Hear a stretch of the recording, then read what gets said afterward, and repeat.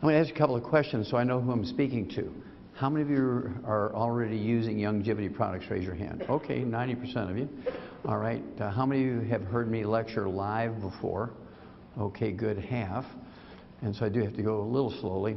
Well, for those of you who haven't heard me speak live before, oh, how many of you hear me on the radio? How many of you listen to me on the radio? Okay, good. The other half. That's good. The thing that makes my view different on health is that I have a degree in agriculture from the University of Missouri. I'm a veterinarian from the University of Missouri, and I wrote the first paper on a mass die-off in America from pollution. It had never been written up before here in America, and I was lucky enough to run into that event and got it written up, and that would direct the rest of my scientific life. That was in 1962. Became a comparative pathologist, as Ted alluded to, and worked with Marlon Perkins from the old Mutual Omaha Wild Kingdom show. Some of you are old enough to remember that. He was before the crocodile hunter for you younger ones. Okay?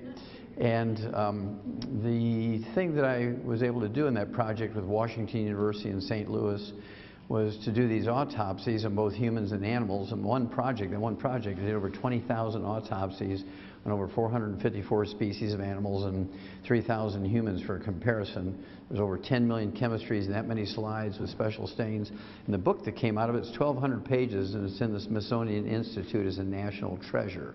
It will probably never be repeated because the expense today would be over $1 billion for that project. Well, to make a long story short, became a naturopathic physician in 1978, and I've been treating my patients like dogs ever since, and they get better. The reason why I say that is in the animal industry, we don't have health insurance. There's a huge advantage to veterinarians not to have health insurance for animals. Because when you have health insurance, the concern of the doctor is to get the health insurance. When you don't have health insurance, and let's say it's a cow, if you want to treat that cow for 10 years, in cows we don't have insurance. Let's say a pig, if it has double knee replacement, the farmer doesn't have insurance for a double knee replacement if he has arthritis in his knees, so they just eat them. A goldfish, if it's sick, you just flush them down the toilet. It's a flush treatment. Okay? A dog, if he has a $2,000 treatment, most of the time he's going to heaven the next day at 1 o'clock. You know the exact moment because you're going to get the injection, right? So in humans, we have this problem. There's no law requiring a doctor to cure you when there's a cure available. You assume, because you're innocent, that he wants to cure you. You assume because you're innocent that doctors want to cure you. Let's say you have diabetes, and I can cure you in 2 to 14 days of diabetes. The doctor makes $300 from a office call. Actually, the pharmacist will make more money from the medications, right? But if he can treat you for 25 years rather than cure you in 3 weeks, he makes $750,000. So it's not unethical, it's not unlawful for him to treat you for 25 years. And so which way is he going to go? $750,000 or $300,000? And that's the problem with human medicine, is insurance. It's the worst possible thing that can happen to human medicine, because it made the doctors figure out how to get the insurance. When they treat you, they ameliorate or dampen down symptoms. They do not cure the disease. Every drug, with the exception of antibiotics, which can kill, let's say you have a strep throat, there's antibiotics that can cure strep throat. If you have syphilis, penicillin will cure syphilis. But it's always the infectious disease with an antibiotic that we can cure. There's 250,000 pharmaceuticals that are prescription drugs in the PDR, the physician's desk reference, that they have access to, with the exception of antibiotics, which are about 500. So 249,500 are prescription drugs, non-antibiotic, only treat symptoms. There's not a single pharmaceutical other than antibiotics that cures a disease. They all treat symptoms. When does a doctor make the most money? When you're sick or when you're well? When you're sick. When does the pharmaceutical industry make more money? When you're sick or when you're well? Now, the medical system has legislated themselves into a protected monopoly. Everybody but medical doctors are quacks. Everybody knows that because medical doctors tell you so. They've legislated themselves into a protected monopoly. They have no oversight by any agency. They self-police. and they have unlimited money through government and private insurance. Bam! You're dead. Now, I'm going to show you two things. Number one, I'm going to show you why you must change what you're doing. Then I'm going to show you how to do it. That fair? Now hold your questions and comments till the end. This is going to be totally different than any health lecture you've ever seen or heard.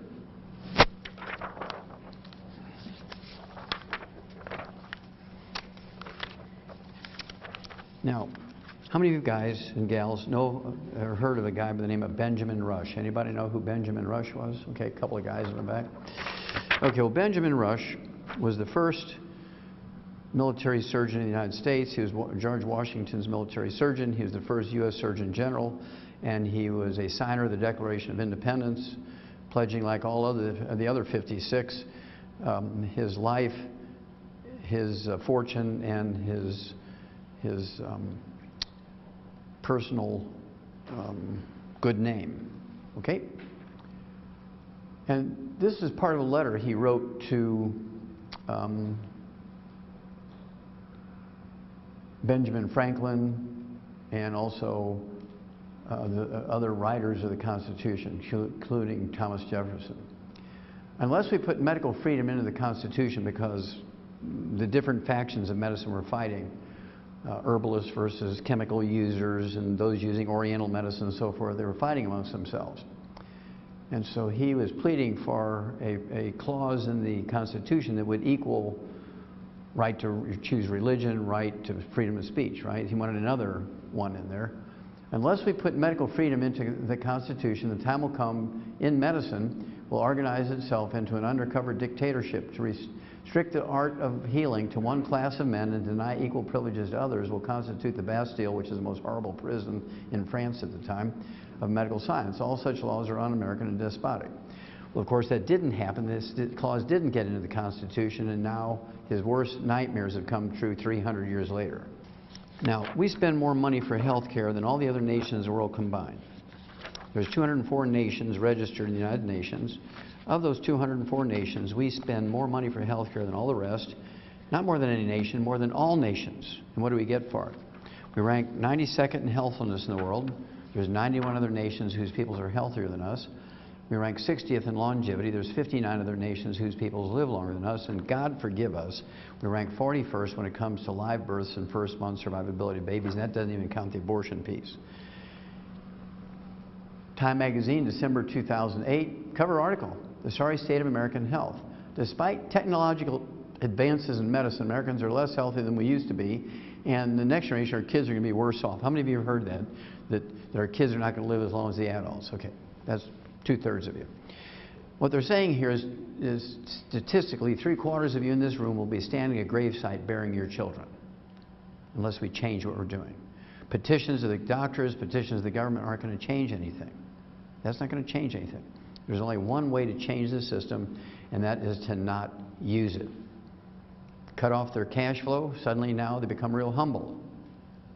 But you have to make that decision. Well, that takes responsibility on your part, and I'm here to teach you the things you can do for yourself to avoid using them unnecessarily. That make sense? So that's where we're going. Just so you don't think I made that up. In ranking of newborn deaths, again, we're 41st in the world when it comes to live births and first month survivability of babies. And they say it's a shame. It's not a shame, it's an absolute crime. And most OBGYNs and most pediatricians should go to jail for it. I don't know if you've ever heard of the scientific journal called Food Chemistry. It looks at the nutritional value of food grown here in the United States and food imported in the United States. Also looks for pollution, so I'm kind of familiar with that one. And in the April issue of this year, April 2012, there was a big article in there that looked at 8 very well-known, trusted names in baby foods: Gerber's, Similac, Enfamil, these kind of things. And what they said was that commercially available baby foods contain less than 20% of the recommended levels of many vitamins and minerals, and less than 20%. This is why we have autism and ADD and ADHD. It has nothing to do with vaccinations, nothing. I've looked at the batch numbers, the ingredients and manufacturers. They send the same batch numbers and the same ingredients all over the world. And 95% of all autism occurs here in the United States. So it can't be the vaccinations because it is used everywhere else. So what is it? It's malnutrition of the brain. You cannot make a good brain on Fruity Pebbles and apple juice. Most kids who have autism and ADD and ADHD are normal until they go from formula to solid food. What's their solid food? Pop-Tarts, Welch's grape juice, Sunny Delight, and Eggos with syrup. All carbohydrates, carbohydrates, carbohydrates. There's no fats, there's no proteins, there's no vitamins, there's no minerals, and you get what you get. You can't make a brain on carbohydrates only. So here's where pediatricians should go to jail. This is from May of this year, cover article, Newsweek magazine. And the first reaction of most people is to have a little giggle because he's a cute little fat kid, year-old. He's clutching his supersized bag of French fries. But this is probably the scariest slide you're going to see tonight, because this is one of the reasons why your kids will not live as long as you. They're predicting already that this kid here, year-old, when I grow up, I'm going to weigh 300 pounds. Raise your hand if you know we're the #1 obese nation in the world. Anybody know that? Yeah, oh, well, good. I don't know, it's kind of interesting line there, and those people don't know. We're the #1 obese nation in the world. The only thing that we're #1 in the health industry is obesity. Now, what does that tell you about the medical systems and the government's knowledge about obesity? They know nothing! Otherwise, we'd be number 204. We should be the slimmest, trimmest, fittest people on earth.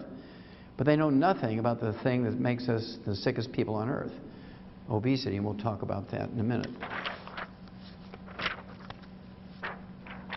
Another little piece here came out the 19th of September, just about a month ago. In 2010, 36% of Americans were obese.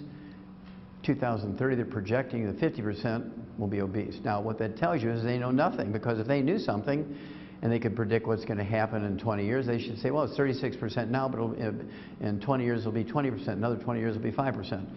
But instead it's going up, which means they have no earthly idea how to stop it.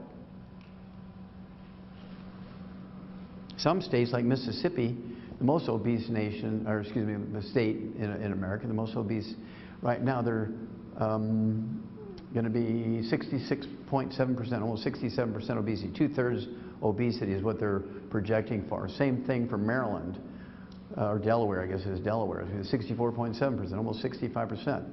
And then you're looking at South Carolina, 63%. This young fellow died at 21 years of age of Crohn's disease and a certain type of liver disease called primary sclerosing cholangitis, which is a simple nutritional deficiencies. How many of you have heard of Crohn's disease? Okay, Crohn's disease is a simple problem, very simple problem. They say it's an autoimmune thing, and he fought valiantly for 11 years, and then he died. All they did was give him prednisone and cortisone and tell him to eat, give up lettuce and stupid things like that, right? And he died at 21 years of age of complications of Crohn's disease and liver disease. All he had to do was go on a gluten-free diet. We'll talk more about that in a minute. Go on a gluten-free diet, take the 90 essential nutrients, and he'd live to be 121. But when it comes to these things, doctors are either very stupid or they're criminals. Because if they know the answer and they choose to treat him rather than cure him, they should have cured him when he was 10 years old in 3 to 6 months. But if they're ignorant, that means they don't know what to do. If they know what to do and they choose to treat him for a long period of time for the money, that means they're criminals, right? And so I'll give them the benefit of the doubt and just say they're stupid, ignorant people. This came out October 11th, this month. Stroke rates increase amongst younger patients. It's happening in younger and younger and younger people now that are getting stroke. And there's many, many reasons for that, but the basic reason is there's 2 types of stroke. 85% of all strokes are caused by blood clots in the brain, thrombotic stroke. This is caused by a simple deficiency of the omega-3 essential fatty acids, or a ratio problem between omega-3, 6s, and 9s. Now I'll propose to you, I actually sued the FDA over this and prevailed in federal court, and I'll show you what to do to prevent strokes very simply. AARP, their monthly bulletin, American Association of Retired People. I'm glad to see so many young people in here because we got to start young, right? We can't wait till people, my doctor says I have 3 seconds to live. Can you save me with vitamins? Yeah. Okay. You'd be amazed at how many people I get like that. Oh, I heard your tape 20 years ago. I didn't do anything, and now I got 2 seconds to live. Can you help me? Okay.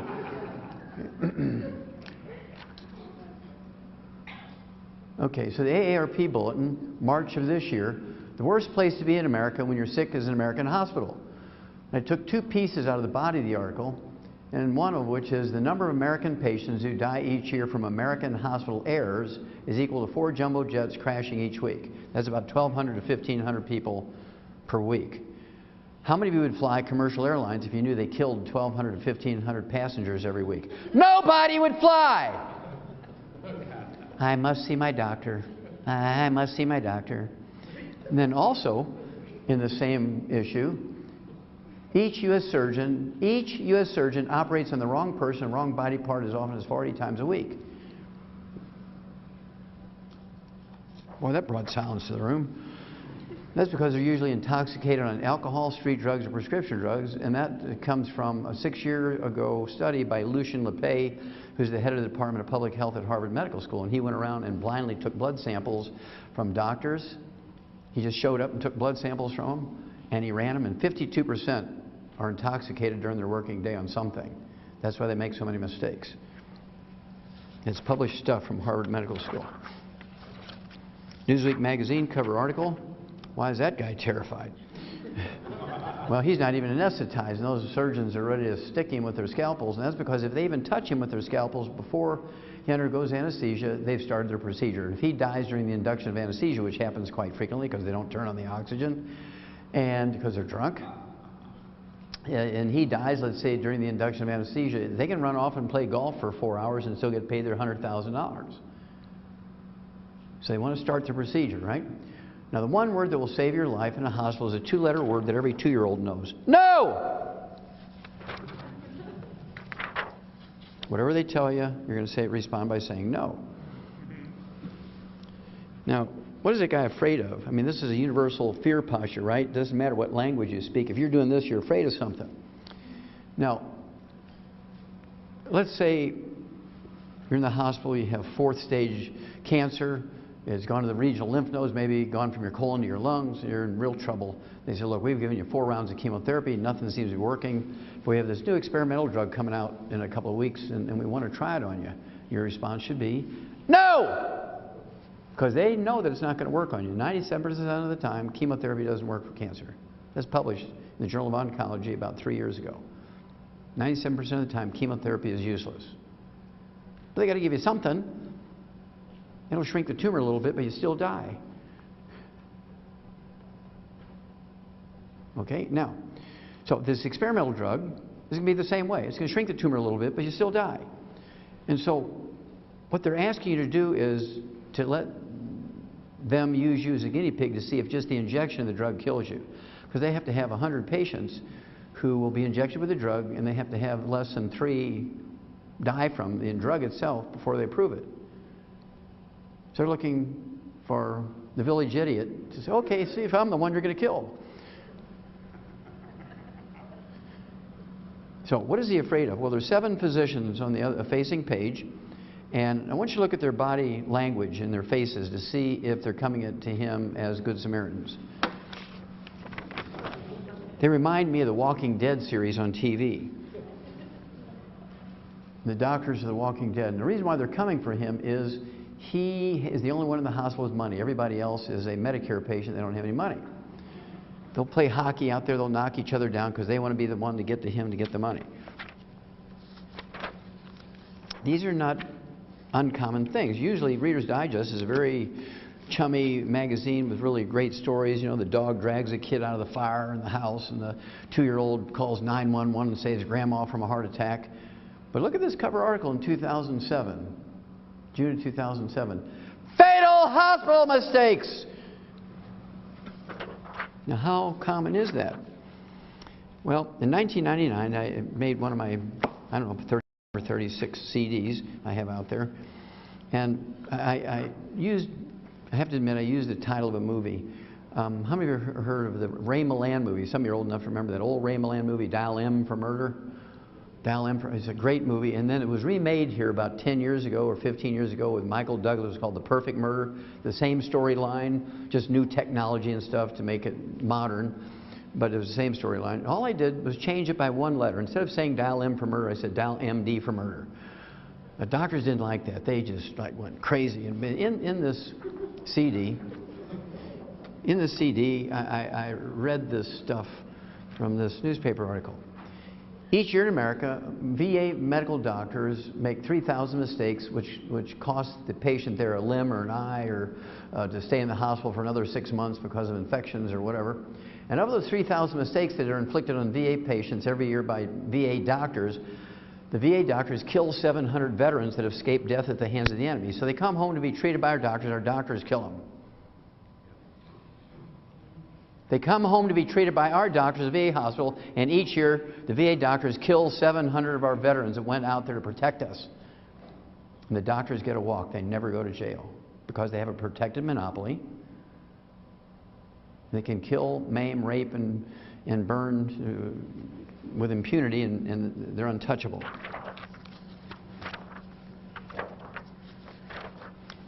This came out. It was a full-page story in the USA Today in February 2007. I had to chop it up a little bit to get it in this 8.5 by 11. Look at the title here. Patient, Protect Thyself. Now the data that I'm going to share with you came from the Journal of the American Medical Association, very, very well respected journal, whether you agree with them or not. They are very well respected. And then the Center for Disease Control, which is a federal agency in Atlanta, Georgia, that looks at this stuff. And what the article said was, each year in America, medical doctors kill, injure, and infect 15 million of their customers at their workplace. They get a walk. They don't even get an OSHA ticket. Each year in America, medical doctors kill, injure, and infect 15 million of their customers at their workplace. 5.8 million in hospitals and 9.2 million in private offices and clinics. How many of you would fly commercial airlines if you knew that they killed, injured, and infected 15 million passengers every year? Nobody would fly. This is one of my favorites. Each year in America, medical doctors inflict 2 million infections on hospital patients. Of those 2 million infections, 90,000 die. They kill 90,000 people each year just from infections that they inflict on the patient. Now, how can that happen? Well, that's because they wear the same white coat, the same pantyhose, the same trousers, the same shoes from room to room to room, dragging pee, poop, blood, pus, snot, gunk, viruses, bacteria, everything you can think of. By contrast, in a pig barn, by federal law, you're required to disinfect your boots when you go from one pig pen to the next because you want to be dragging swine flu with you. We treat pigs better than we do people. We treat pigs in a barn better than we do people in a hospital. Now, I want you to think about this. If Iran were to ship over one of their intercontinental ballistic missiles, which they're always testing, with a WMD, a weapon of mass destruction, that was a biological weapon, a bioweapon with viruses and bacteria in it, it would kill 90,000 people. Let's say they lobbed that thing right into Minneapolis and killed 90,000 people in a couple of weeks or a month. What we do? Well, we declare war. We just go over there and flatten that country into rubble, kill a lot of people.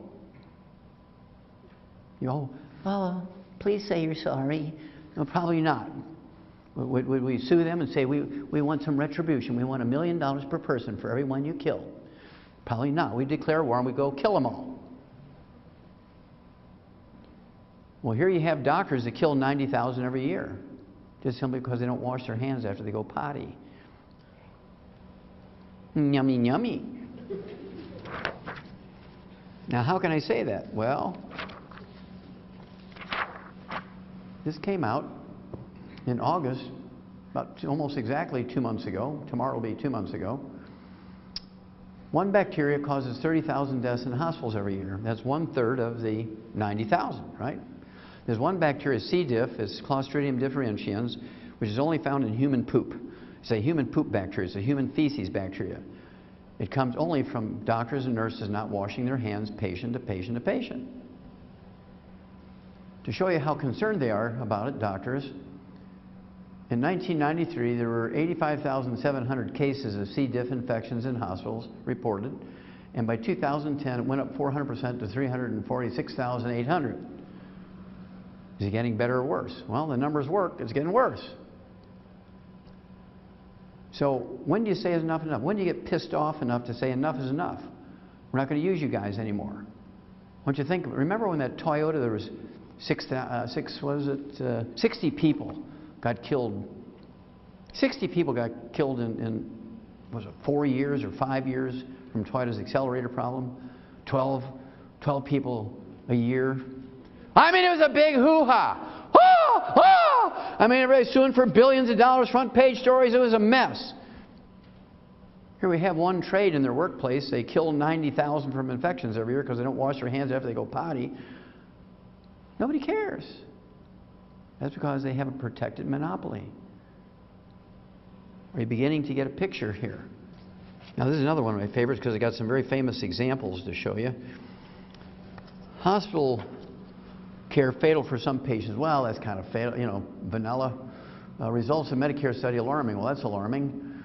Well, the study was done by the U.S. Department of Health and Human Services, Office of Inspector General. Office of Inspector General. Well, that's the auditor for Medicare. What they said was each month in America, medical doctors kill 15,000 Medicare patients with non-invasive procedures. Each month, medical doctors kill 15,000 Medicare patients from non-invasive procedures. How many of you fly commercial airlines if you knew they killed 15,000 seniors a month? Especially if you're a senior. I ain't going on that plane, man. I'm driving. Well, let's look at some famous people that they've killed who are seniors. How about Andy Rooney? Anybody remember Andy Rooney from 60 Minutes? Sunday afternoons, kind of a TV show? Well, he retired almost exactly a year ago. In October of last year, he retired. He's 92 years old, and he and his wife are going to go on this world cruise. And so they decided they were going to go in for a physical in case they needed to take some medication with them. They didn't want to be out in the ocean for 6 months and have to go to some doctor in a foreign country that they didn't know and all that kind of stuff. And so the doctor for Andy Rooney, he's kind of leafing through his medical records, and he said, Andy, you're 92 years old here, and I can't find where you've ever had a colonoscopic exam. I mean, there could be cancer lurking around in there.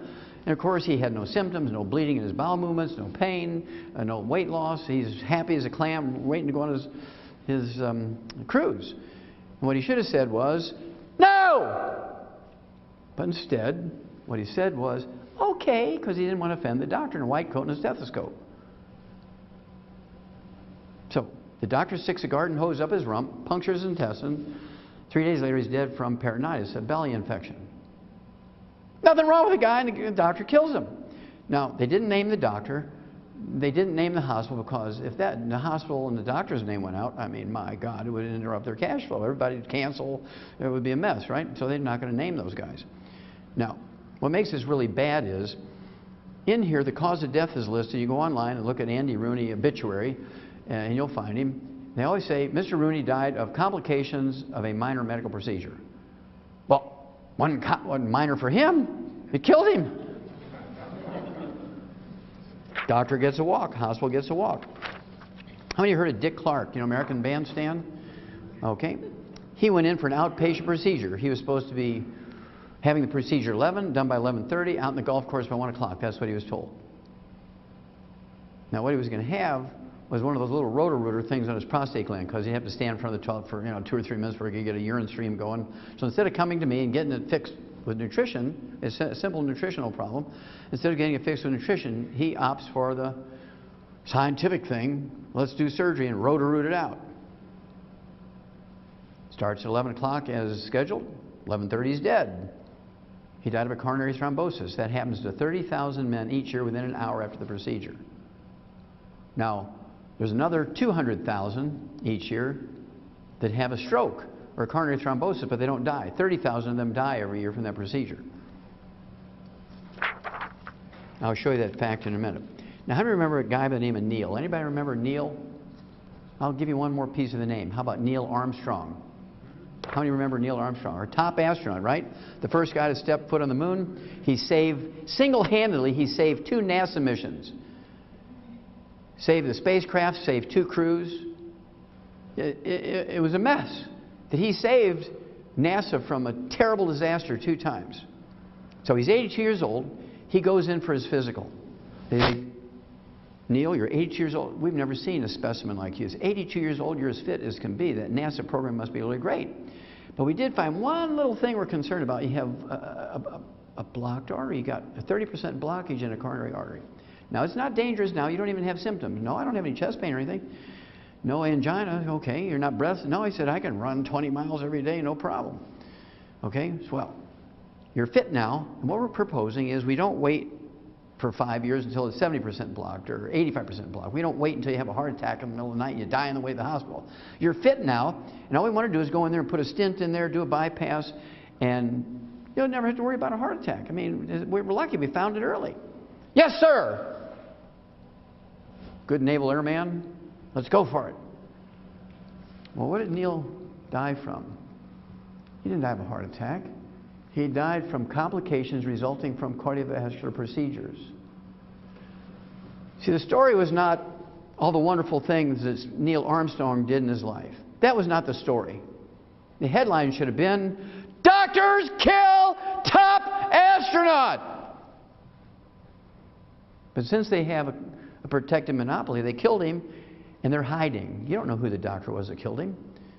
But if it had been a successful thing, they'd have had this news conference and all the white coats and stethoscopes and, oh yeah, it was a very difficult thing and we saved the astronaut and how wonderful. My name is Dr. Solon. Here's my 800 number. You can call me for appointments. And it would have been a big hoo-ha, right?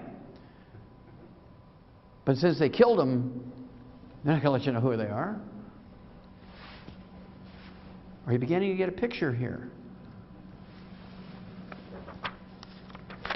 So if they can kill an Andy Rooney, a Dick Clark, and Neil Armstrong, and another couple of 100,000 people each year who are nameless because they're not famous. Michael Jackson, there's another one.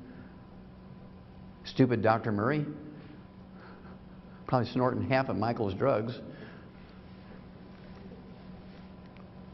You know, Michael just happened to pick one of the dumbest, most careless doctors on earth. Now, how many of you heard of cholesterol? Raise your hand. You know, the substance cholesterol. Okay, good. Now, I'm here to tell you that there's not a single disease that's caused by elevated blood cholesterol. There's not a single disease that's caused by elevated blood cholesterol. Elevated blood cholesterol is a red warning light. How many of you have ever seen the red warning light in the dashboard of a car? Whether it turns on or not, you know there's a red warning light, right? There's something's going on with the engine. Can you name me anything any mechanical or chemical or electrical thing that the red warning light inflicts upon your vehicle? No, the red warning light is, as the name implies, it warns you that something bad's going on. You need to add more coolant, you need to add more oil, you may have blown a head gasket, you don't want to drive it, you want to get towed in so you get the engine fixed. That's what the red warning light is warning you, right? Well, elevated blood cholesterol is a warning. I wrote that up in 1971. It was published, it was like translated into 6 languages in a Danish pathology journal, Acta Pathologica, and it was a big thing. And I compared clogged arteries in vegans versus meat eaters. Vegans, of course, I think you're all young enough to know the vegans are people who are vegetarians who eat nothing but grains, vegetables, fruits, and nuts, no animal products. And they believe that's a healthy thing. But I don't believe it's healthy. This is a political statement because they say, okay, well, one cow eats as much food as 50 people. If we're all eat stuff like cows, and get the cow out of the cycle, we can feed 50 more people, right? I mean, that's how vegans think. Well, a cow has 4 stomachs.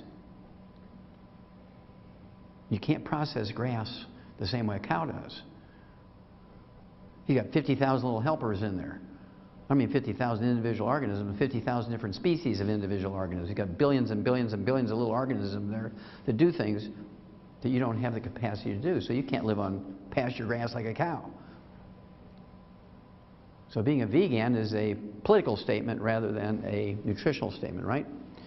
So what he did, when you do 20,000 plus autopsies in all these different species and 3,000 humans, 10 million slides, 10 million chemistries, you can write a lot of articles, which I did, right? One of which was comparing the amount of clogging of the coronary arteries in vegans versus meat eaters. Guess who had the worst clogged arteries? Vegans. Because of poorly stored grains, the oils in the grains oxidize and turn into trans fatty acids, free radicals, which inflame the arteries and cause them to clog. Another thing that happens with vegans, they stir fry organic vegetables in extra virgin olive oil. Turns into trans fatty acids, inflames your arteries and clogs your arteries.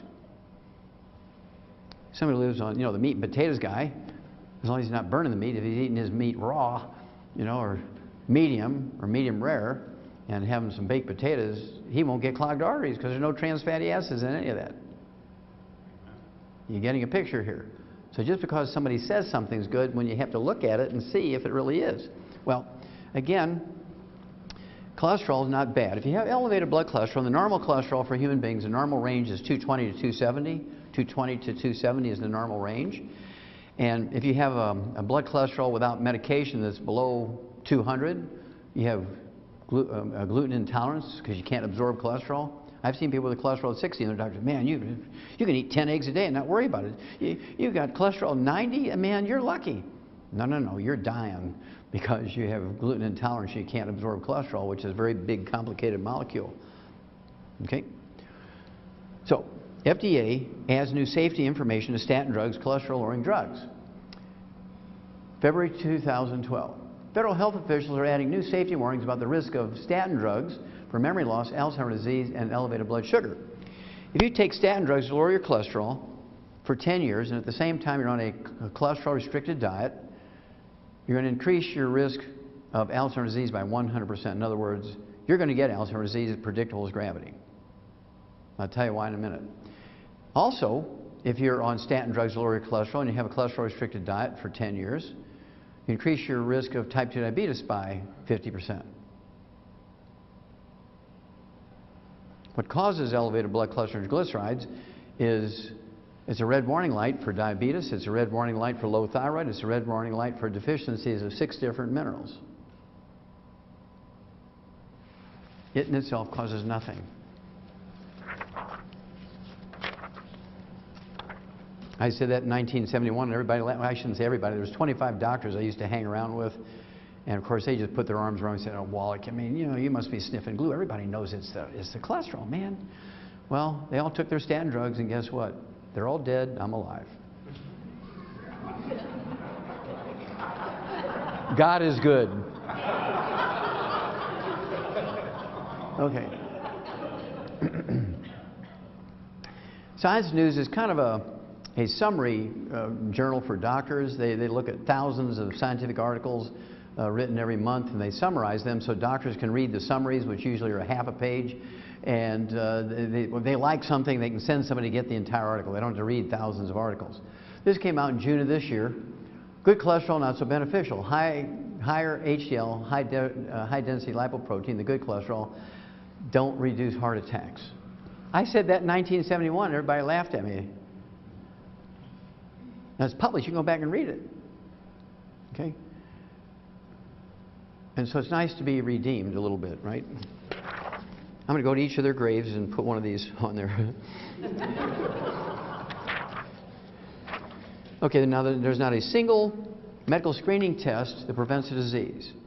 And I saw on TV the other night where the American Cancer Society is still talking about get your screens to prevent cancer. There's not a single screening test, medical screening test that prevents a disease. Now, it might catch it earlier. We can get into the treatment system, which can be a bad or good thing, right? So this is the Globe and Mail, which is the USA Today equivalent in Canada. It's a national newspaper. I just like this title along with that picture here. Screening is not prevention. Now, how many of you ladies have heard of mammograms? Raise your hand. If you don't raise your hand, you're probably lying. Okay, even men have heard of mammograms, right? And that's one of the great screens that doctors like to use. OB-GYNs, your primary care physician will send you in for a mammogram every year once you're 40 years of age. Well, you know, women, I don't know, 10, 15, 20 years ago when these things were really being pushed, they said, what about all that radiation? I'm trying to stay away from radiation. I'm protesting against nuclear power plants and want me to put my breast in that machine. Oh, it's insignificant radiation. How many women have heard that? Yeah. Well, it just came out about 3 weeks ago. They said one mammogram gives you the amount of radiation of 500 chest x-rays. Well, we're sorry. A little mistake. It was a decimal point problem. One mammogram, one CAT scan, one MRI gives you the equivalent radiation of 500 chest x-rays. If you have one mammogram, ladies, a year for 5 years, it increases your risk of breast cancer by 20%. And if you're taking HRT, if you're taking, you know, estrogen along with that, you're up to 60% increase in risk of breast cancer. If you're eating your meat cooked well done at the same time, It increases your risk of breast cancer by 462%. I'll actually show you that experiment was done. It was a 20-year study on the Nurses' Health Study by the University of South Carolina on 90,000 nurses over 20 years. Increases your risk of breast cancer by 462%. Now to see, does Susan G. Komen tell you that? No.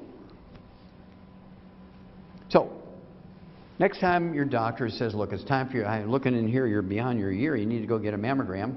You should say, well, I don't think I want to do that. I'm concerned about the safety. And the doctor will say, well, I insist because I'm one responsible for your health and I don't want you to get breast cancer. Now, what he's really saying is, I don't want to give up my $400 I get kickback from the radiology laboratory, because radiology is one of the things that doctors get kickbacks on. If you get an ultrasound, they get 10 bucks. A mammogram, it's 400 bucks. They're happy about those things, right? Now, so what you're going to say, ladies, is this. Look, I'm concerned about safety. And if you can convince me it's safe, I'll do the mammogram. And here's what I want you to do. What I want you to do is put your testicles in the machine.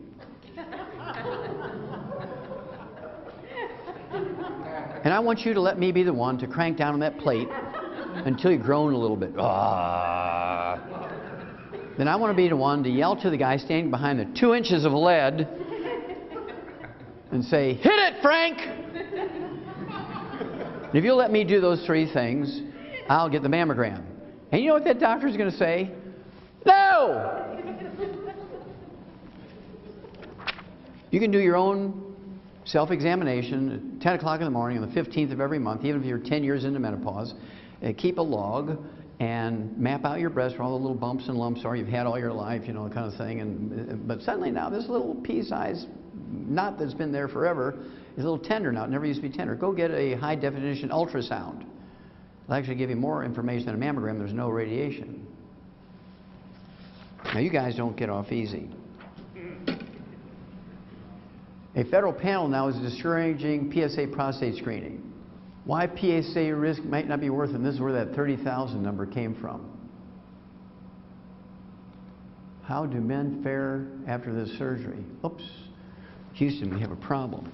Time magazine, Health and Science section, June 4th, 2012. Skip the PSA screen. Experts say PSA blood tests for prostate cancer don't save lives.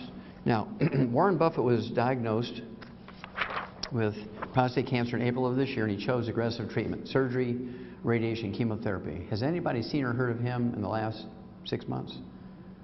Is he dead in the freezer waiting for the stock market to go right before they reveal his death? I mean, is he off recovering in some island someplace, or is he in a coma? Is he in a hospice? I mean, we don't know what's going on, right? But at any rate, this is his story. But the most important piece of the story when this was written up was this paragraph here. Richard Ablin, the scientist who discovered the PSA test, calls the testing's widespread use a public health disaster because it gives a 98% false positive, gives the doctors permission to kill you. Prostate cancer does not kill anybody. If you have prostate cancer and you die, it's always from the treatment. It never goes to your liver, your lungs, your brain. It never kills you. It goes regionally. It'll go into your pelvic bones, your lumbar vertebrae, and your leg bones, but that's it. Probably 90% of all men who die over the age of 85 have prostate cancer. It's usually the size of the head of a pin, never left the prostate gland, but the PSA test is like 100 instead of below 5 like it's supposed to be. Oh my God.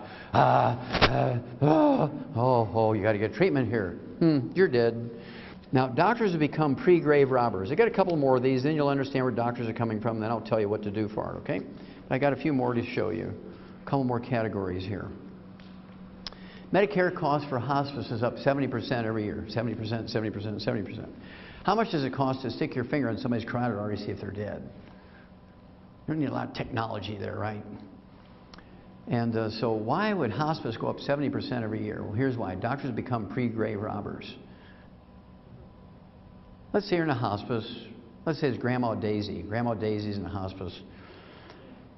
And she's got stage 4 colon cancer has gone to her brain. She's in a coma. She's being fed IV, and the doctor calls for a conference. The immediate family, they're at the hospice, and they're all, their tears coming down, looking at Grandma Daisy there. She's kind of gonzo. She's in a coma because of this cancer's gone from her colon to her brain. The doctor's saying, look, we can pull the plug. She'll be dead in 3 days. But I recommend we kind of do what we can to keep her going here, and I want you to sign a paper allowing us to resuscitate her if she has cardiac arrest, because there's this new drug coming along, and it might just help her. Of course, the instinct is to want to grasp onto that last straw, right? And, yeah, well, let's go for it. You know, we got insurance, it'll pay for it. And so everybody, especially, invariably, it's the biggest guy in the family. You know, the grandson who's 7 foot tall, tight end, you know, weighs 300 pounds and can kill you with a look, right? And he looks at the doctor and says, whatever Grandma Daisy needs, she gets, right? And the doctor, oh, yes, sir. Grandma Daisy was the best. She ironed our underwear. She made all our food from scratch, nothing ever canned or frozen. She was the best. Whatever Grandma Daisy needs, she gets. And as he's walking out the door, whatever Grandma Daisy, don't forget, she gets the best. Yeah, oh, yes, sir. Well, as soon as everybody signs a paper and they've left the room, this doctor, this hospice doctor, is on the internet calling all his golf buddies. I checked out Grandma Daisy here, and she's got $300,000 left in all her accounts between Medicare, her private insurance, and everything, and her supplements. She's got $300,000. They're there in a heartbeat. They give her a hysterectomy, double mastectomy. They'll do a double hip replacement, double knee replacement, cataract surgeries. If she has one tooth, they'll yank that, do an upper and lower dentures, and then they put implants in her middle ear because she was deaf. And then they pull the plug, say, oh, and they call them, say, oh, Grandma Daisy had a turn for the worse and she died, but only after they get the money. So what I want you to do is have hospice at home. Medicare will pay for hospice at home. Everybody comes there that needs to come there and do whatever's necessary, give her better thing, but you have some control here. You let her have her dog in her bed with her. You let the grandkids sleep with her if they want. She can have a gallon of ice cream every night if she wants. You can't give Grandma Daisy ice cream in a hospice. She's dying. You can't let the grandkids come in. She's in intensive care. You can't let grandkids come in to give Grandma Daisy a hug. You see the difference here? Why do you want the people you love dying by themselves when the nurses are all chasing the doctors around in the library at night? After all, that's where the plush chairs are, right?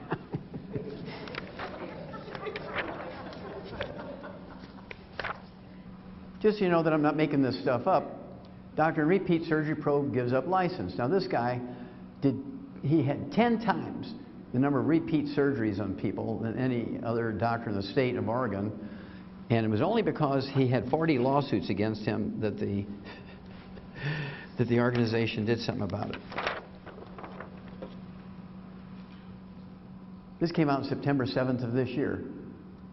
U.S. healthcare wastes $750 billion. That's $750 billion. That's $750 billion. Every year, the medical system wastes $750 billion a year. That's your tax money. Now, what was the waste for? Unneeded care in hospice. I never say anything I can't back up. This is going to make you feel warm and fuzzy. Each of you owes the Chinese government $534,000, which totals $62 trillion. Now, why is that?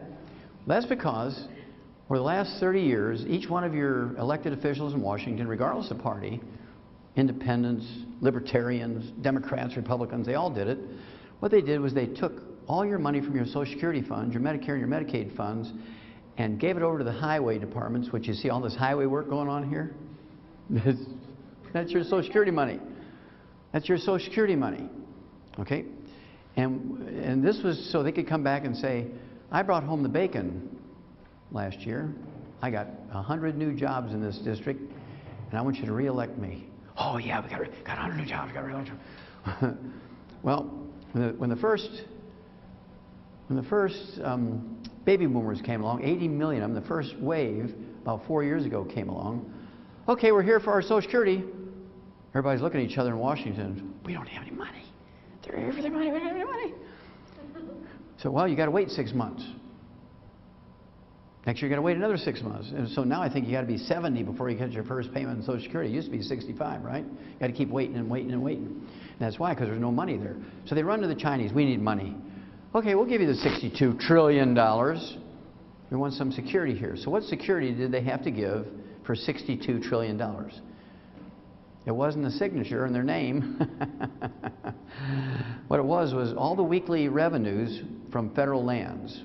Oil leases, we're talking about timber permits, grazing permits, all of the tolls from the federal toll roads. Weekly bypasses all the American banks and goes straight to China. Not even keeping up with the interest, because this is a year old, is now 70 trillion. This is outside that 16 trillion that's, we're behind on our budget this year. We're behind on our budget, 16 trillion. That doesn't count this. I knew that would make you feel warm and fuzzy. Now, doctors are always at the bottom of it. This came out in 1997. A 1997 study by the Health Insurance Association of America found that 75% of insurance fraud, which is a federal crime, is committed by providers, which is a code word for doctors. You do that, you go to jail. Doctors do it, they get a walk. Now, you do have to change your diet. Now, we're just changing subjects a little bit here. You have to change your diet. Part of your responsibility. There's 20 of these billboards around the Beltway around Chicago. You say, why on earth would they do that? That's because 75 years ago, the average age of diagnosis of colon cancer was 60. Well, now it's 38. And so this billboard is directed to 8-year-olds. Now, you talk to an 8-year-old about Grandma Daisy dying of colon cancer. Well, she was 82 years old. I'm only 8. That's a million years from now. I'm not worried about colon cancer. And so this is directed to 8-year-olds. What, Mama, what's butt cancer? Well, when I was a kid 73 years ago, geez. When I was a kid 73 years ago, I had processed meats with nitrates in it once a year. That was ham on Easter. Now, kids have processed meats with nitrates in it 15 times a day. They get bacon and eggs, they get ham and eggs, they get sausage and eggs, they get the all-meat breakfast with 14 different types of sausage and bacon and ham and pastrami and pepperoni and jerky, and then they get bacon bits in their salads. They have bacon burgers, and there's in their little Lunchables, there's these little rods made from pepperoni. They're getting all this nitrates and nitrates. And then there's fried foods. You got to give up fried foods. This guy's been dead for 35 years. He's still killing people.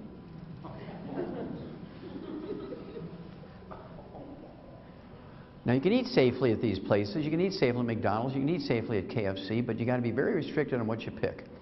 In KFC, you can only eat the KRC, Kentucky Roasted Chicken, and their salad bar. That's it. Nothing else in there is safe. Same way with McDonald's. When I go to McDonald's, I do that 2 or 3 times a week because I'm on the road. I only eat their Angus burgers. I get the Swiss mushroom one. No mayonnaise, no bun. I have them add lettuce, pickles, tomatoes. And so I'm having a little piece of meat and I'm having a little salad with no dressing or anything on it. I do get their mild salsa. Tear a little packet, put the mild salsa on there. And then I'll drink their wild berry smoothies, and I will have their parfaits, which is a little yogurt that has blueberries and strawberries in it. That's the only 3 things I'll eat at McDonald's. But it's very sad. Going to McDonald's as often as I do, I'll always see grandmothers and grandfathers. They're like in their 70s and 80s. Here's a little kid in a high chair, 2, 3 years old, and he's smashing potatoes and doing the things that little kids do in high chairs. And here's Grandma with the chicken McNuggets, and she's always ripping the skin off the chicken McNuggets. See, little Frankie, watch Grandma, goody goody, nom nom nom nom, good for you. Here, and he's eating all these little skins of the chicken McNuggets. So when I do an autopsy on a kid 12 years old who dies of leukemia, I don't put cause of death as leukemia. You have to have a cause of death. I always put Grandma. Because Grandma's the one that gave him permission to eat the fried foods that gave him leukemia. Now, how many of you have a dog? Anybody in here have a dog? Okay, good. You haven't eaten them yet. Now, we've spent $100 billion over the last 60 years on dog food. We've done research on dog food for $100 billion over the last 60 years. What do we get for that? Well, we've tripled the lifespan of dogs. 60 years ago, an old dog was 8 years old. Today, an old dog is 25. Also, we've eliminated 900 different diseases in dogs that still plague humans. And all the dog food industry wants is the next time you get your next dog, you'll use that same, well, that dog food was really good, and little lucky here to live to be 25 years old, and so I'm going to get that same dog food. So that's why they spent the $100 billion to make sure you would continue to use their branded dog food. Now, a couple of questions here. They make dog food for toy dogs under 10 pounds of body weight. If you've ever bought dog food, you know this. They have dog food for toy dogs under 20 pounds of body weight. They have dog food for medium-sized dogs, 35 to 50 pounds. They have dog food for large breeds between 50 and 100 pounds. They have dog food for giant breeds over 100 pounds. That's so every mouthful is perfect dosage-wise. By contrast, when you look at whether it's nutritional supplements or if it's cough medicine or prescription drugs, the age is 12. This is for somebody under age 12. This is for somebody over age 12. How, you know, an adult over age 12. How many have read those? It's on the over-the-counter stuff. Yeah, it's everything. Well, I know little kids that are 12 years old. They're 300 pounds. I know 80-year-old people who are 70 pounds. So you can't go by age. You got to go by weight, and that's why we're more successful in the animal industry, because we go by weight. So here comes the ultimate question. Well, there's two ultimate questions. If you were to ask your veterinarian, hey, can I give my dog the table scraps and leftovers preferentially to dog food? I mean, it's costing me $1.50 a day to feed this, you know, 80-pound dog, and my paycheck got cut in half here, and I really want to cut back. And can I give my dog table scraps? And the veterinarian would be horrified. What? We spend $100 billion perfecting dog food, eliminate 900 different diseases, triple the lifespan of your dog, and you want to feed them table scraps? I mean, the veterinarians would be mortified. No, no, no, no, can't do it. So here comes the ultimate question. The ultimate question. How come you eat and you feed your kids and your grandkids food you know will kill a dog? You eat and you feed your kids, grandkids food that you know will kill a dog. So we came up with a 90 for Life program in longevity. It's called 90 for Life for two reasons. Number one is the 90 essential nutrients, 16 minerals, 16 vitamins, 12 essential amino acids, 3 essential fatty acids. And what it means for life is for a healthy life, but it also means for life, for the length of your life. How many years do you need to take oxygen? All your life. How many years do you need to drink water? All your life. How many years do you need all 90 essential nutrients? See, these are not the optional nutrients. This is not the wax on the car. These are the things that drive the engine. So there's another look at those 90 essential nutrients. They're called essential nutrients, ladies and gentlemen, because we cannot manufacture them. We must consume them every day. There's food or supplements. Number two, if we don't have them, you get horrible diseases, which they will all be fatal over some period of time. Every one of these, you know, calcium deficiency causes 147 different diseases. Calcium deficiency alone causes 147 different diseases. I want you to think about that. Why would the medical profession want you to get all the calcium you need? I mean, there are people who specialize in calcium deficiency disease, and they make millions of dollars every year treating your calcium deficiency with surgery. Well, what's in it for them if they tell you what to do for your nutrients? You can overdose taking vitamins and minerals. Don't you dare take them. Oh, my doctor says I can't take those. I can overdose. They kill 1.5 million people a year from pharmaceutical decimal point problems. From pharmaceutical decimal point problems, they kill 1.5 million people a year. But that's okay, they're FDA approved. Okay, we need 16 minerals, 16 vitamins, 12 essential amino acids, 3 essential fatty acids, and our food plants can take carbon dioxide out of the air, use the sun's energy, a process known as photosynthesis, to manufacture long carbon chains with which the plants make vitamins, amino acids, fatty acids for themselves. And those societies that learned how to eat these plants would get these things, and they live longer and healthier. We need 60 minerals. And you notice the number of minerals is 2/3 of the 90 essential nutrients, so minerals are very important. Well, plants only need 3 minerals, we need 60. Plants only need magnesium to make the leaves green to get energy from the sun. They also need phosphorus and potassium to drive growth. Everything else they need to get from the atmosphere. Nitrogen to make amino acids and protein, carbon to make every other thing they need. So, if you're eating a pretty good slice of organically grown, multigrain bread, organic, baked by the pastor's wife in church on Sunday after his best sermon, you're 57 short. Bam! You're dead. But he ate so well. It was all organic and just baked with love. And Now, nutritional minerals do not occur in a uniform blanket around the crust of the earth. They occur in veins like chocolate and chocolate ripple ice cream. But remember that piece. It's very important. Now, how many remember going to mom and dad's house, or some of you are too young for that, you might go to grandma and grandpa's house and remember that they had a wood stove. Anybody remember the wood stove days? Yeah. Now, what did grandma and grandpa do with the wood ashes every morning? Did they go in the recycling bin to save the earth? They went in the garden, exactly right. Went in the garden. Well, are wood ashes all the same? No.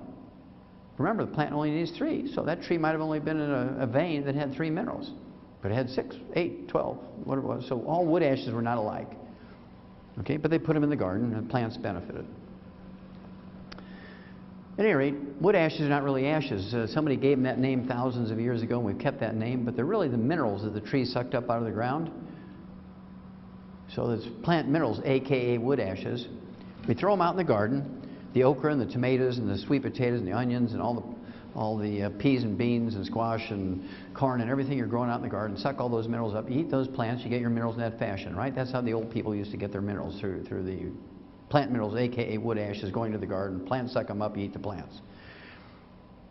Well, at 3 o'clock in the afternoon, Monday, September 4th, 1882, we know the exact moment, 3 o'clock in the afternoon, Monday, September 4th, 1882, Thomas Edison pulled the switch on the first commercial electric generating plant. Within 10 years, everybody in the city had converted from wood, which is inconvenient and messy for fuel, to electricity, propane, and natural gas. Now here comes the ultimate question here. How many minerals are left over? How many ashes are left over when you use electricity for fuel? 0! And what did you replace that source of nutritional minerals with? Nothing! And that's why we're all screwed up health-wise. You gave up 2/3 of the nutrients by changing your source of fuel.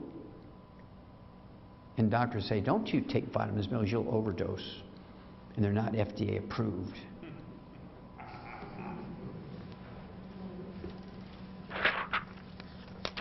Well, this is a cornfield from western Nebraska. I want you to look at the uniformity of those rows of corn. Look at the uniformity there. Every ear, every leaf, every stalk is exactly the same.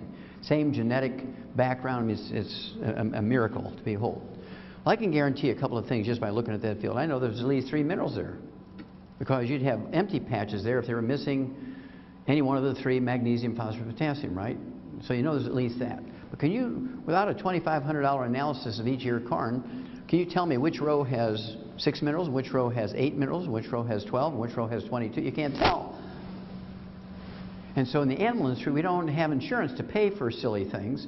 And so we just put everything we know that those animals need in their little alfalfa pellets. Yeah, we put the corn and the soybeans, all that stuff in their alfalfa pellets, but we also put 60 minerals, 16 vitamins, 12 essential amino acids, 3 essential fatty acids in there. And whatever nutrition is in the alfalfa is value added. We don't depend on it.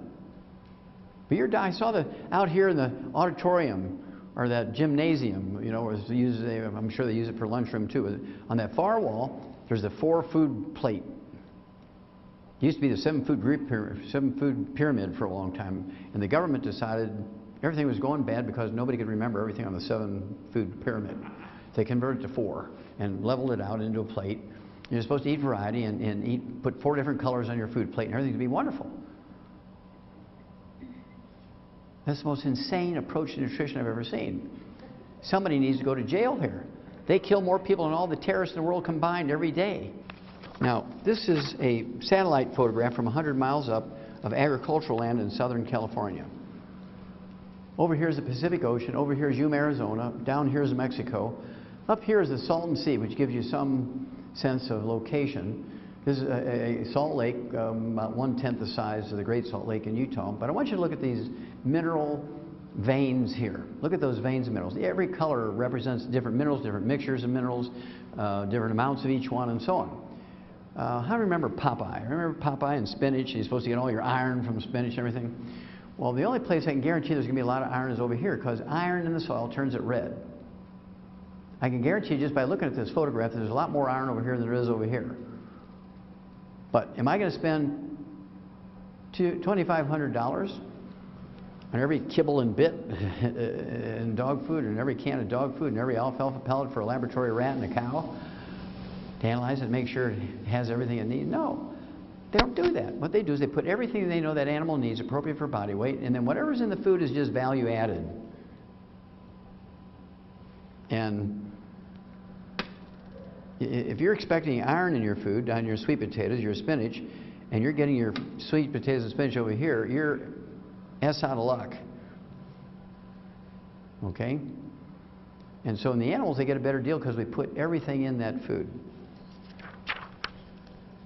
Now you're beginning to understand the picture. What about organic? Well, I've been saying this since I did those studies in the 1960s with the National Institutes of Health, the big multi-million-dollar study I did. This is a meta-study with 240 studies. Study sees no nutritional edge in organics. Now, people who grow organics and people who sell organics will lie to you. There's more nutrition in organic food. That's a lie. You can eat a non-organic carrot, could have 10 times more minerals in it than an organic carrot. Depends on what vein in the field it grew in. The only thing you can guarantee from organic is there's no sprays on it, which is not a bad thing. That's a good thing. That's a plus. No sprays, knocks your chemical load down. That's a good thing. But they want you to also believe that it guarantees nutrition. It does not. So people who eat organic still have to supplement. This is what makes Youngevity unique.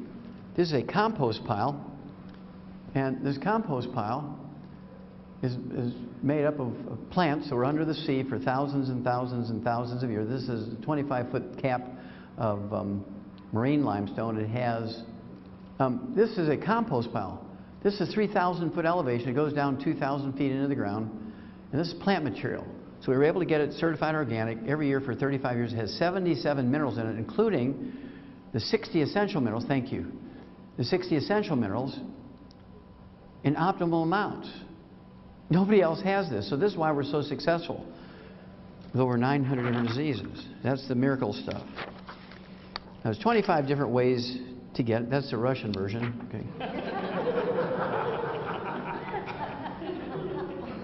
Okay. Okay.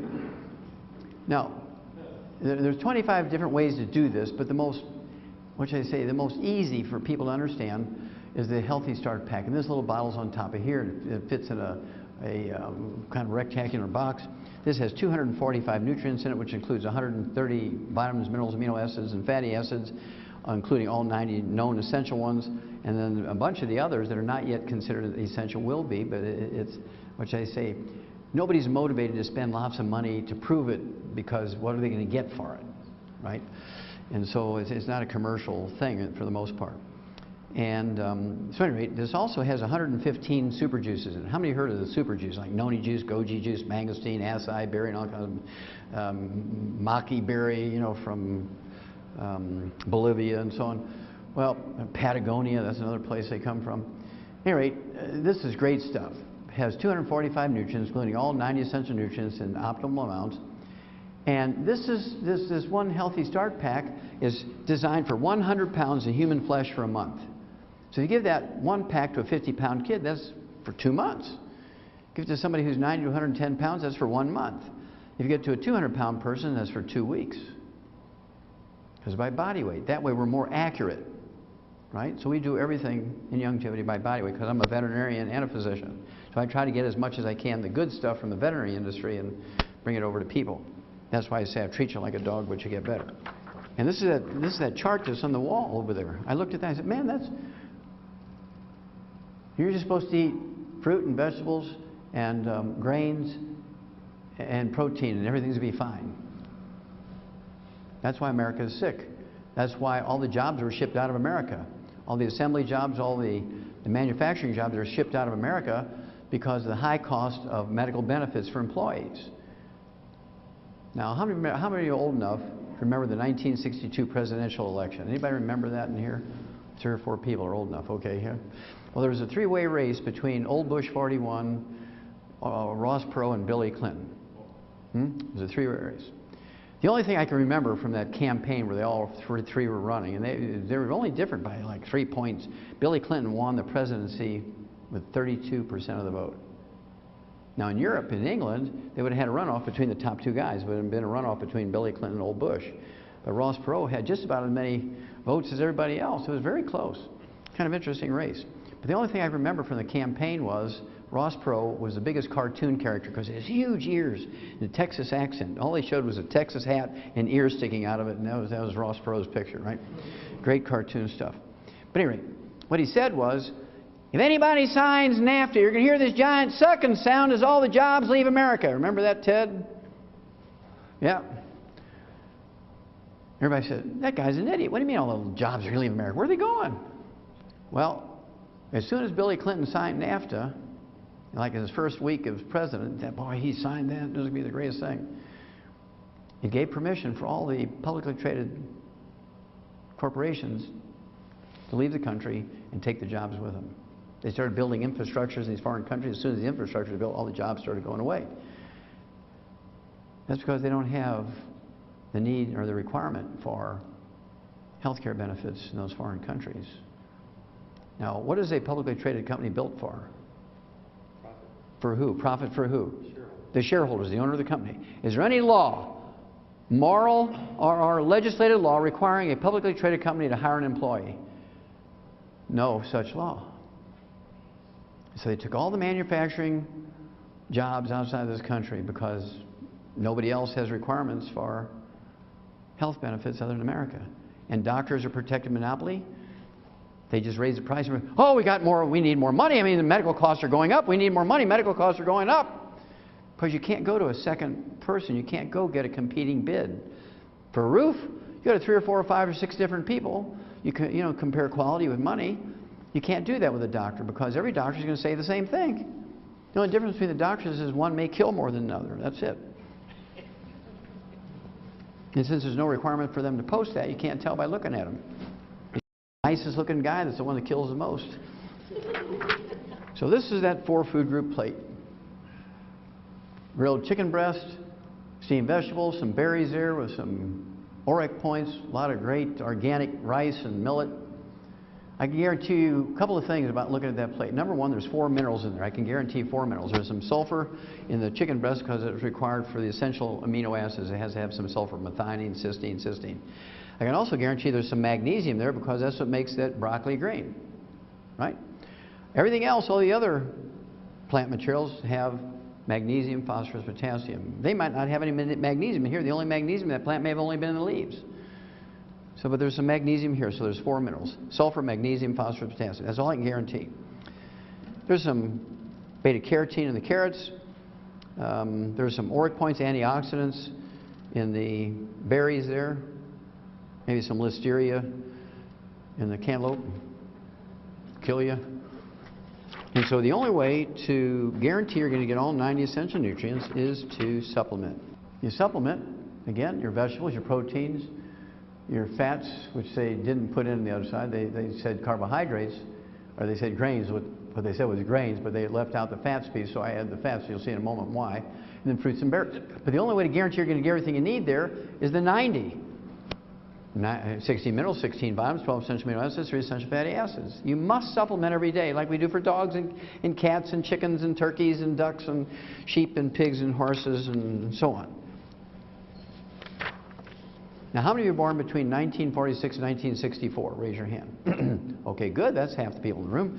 Okay, you're baby boomers, and you have a problem. You listen to doctors, because doctors convince you if you listen to them, you'd be the first generation where everybody lived to be 100. Houston, we have a problem. Because everything the doctors told you about health is wrong. Everything they've told you is wrong. Because it's designed to direct you towards treatment programs as opposed to cures and preventions. So, about 3 years ago, my wife and I came up with our most recent book. We got a couple more in the pipeline here coming out for next year. But 3 years ago, we came out with Immortality, and we looked at the top 20 longevity cultures on Earth that were written up by the National Geographic.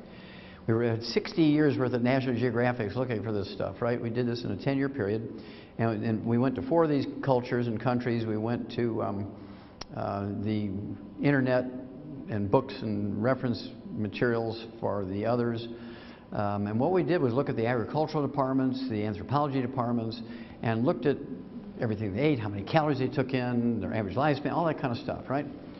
Now, it was interesting to me that out of the top 20 longevity cultures, and not a single first world country or industrialized nation, all of the top 20 longevity cultures, our third world cultures are illiterate. No doctors, no hospitals, no clinics, no pharmacies, no private or government insurance.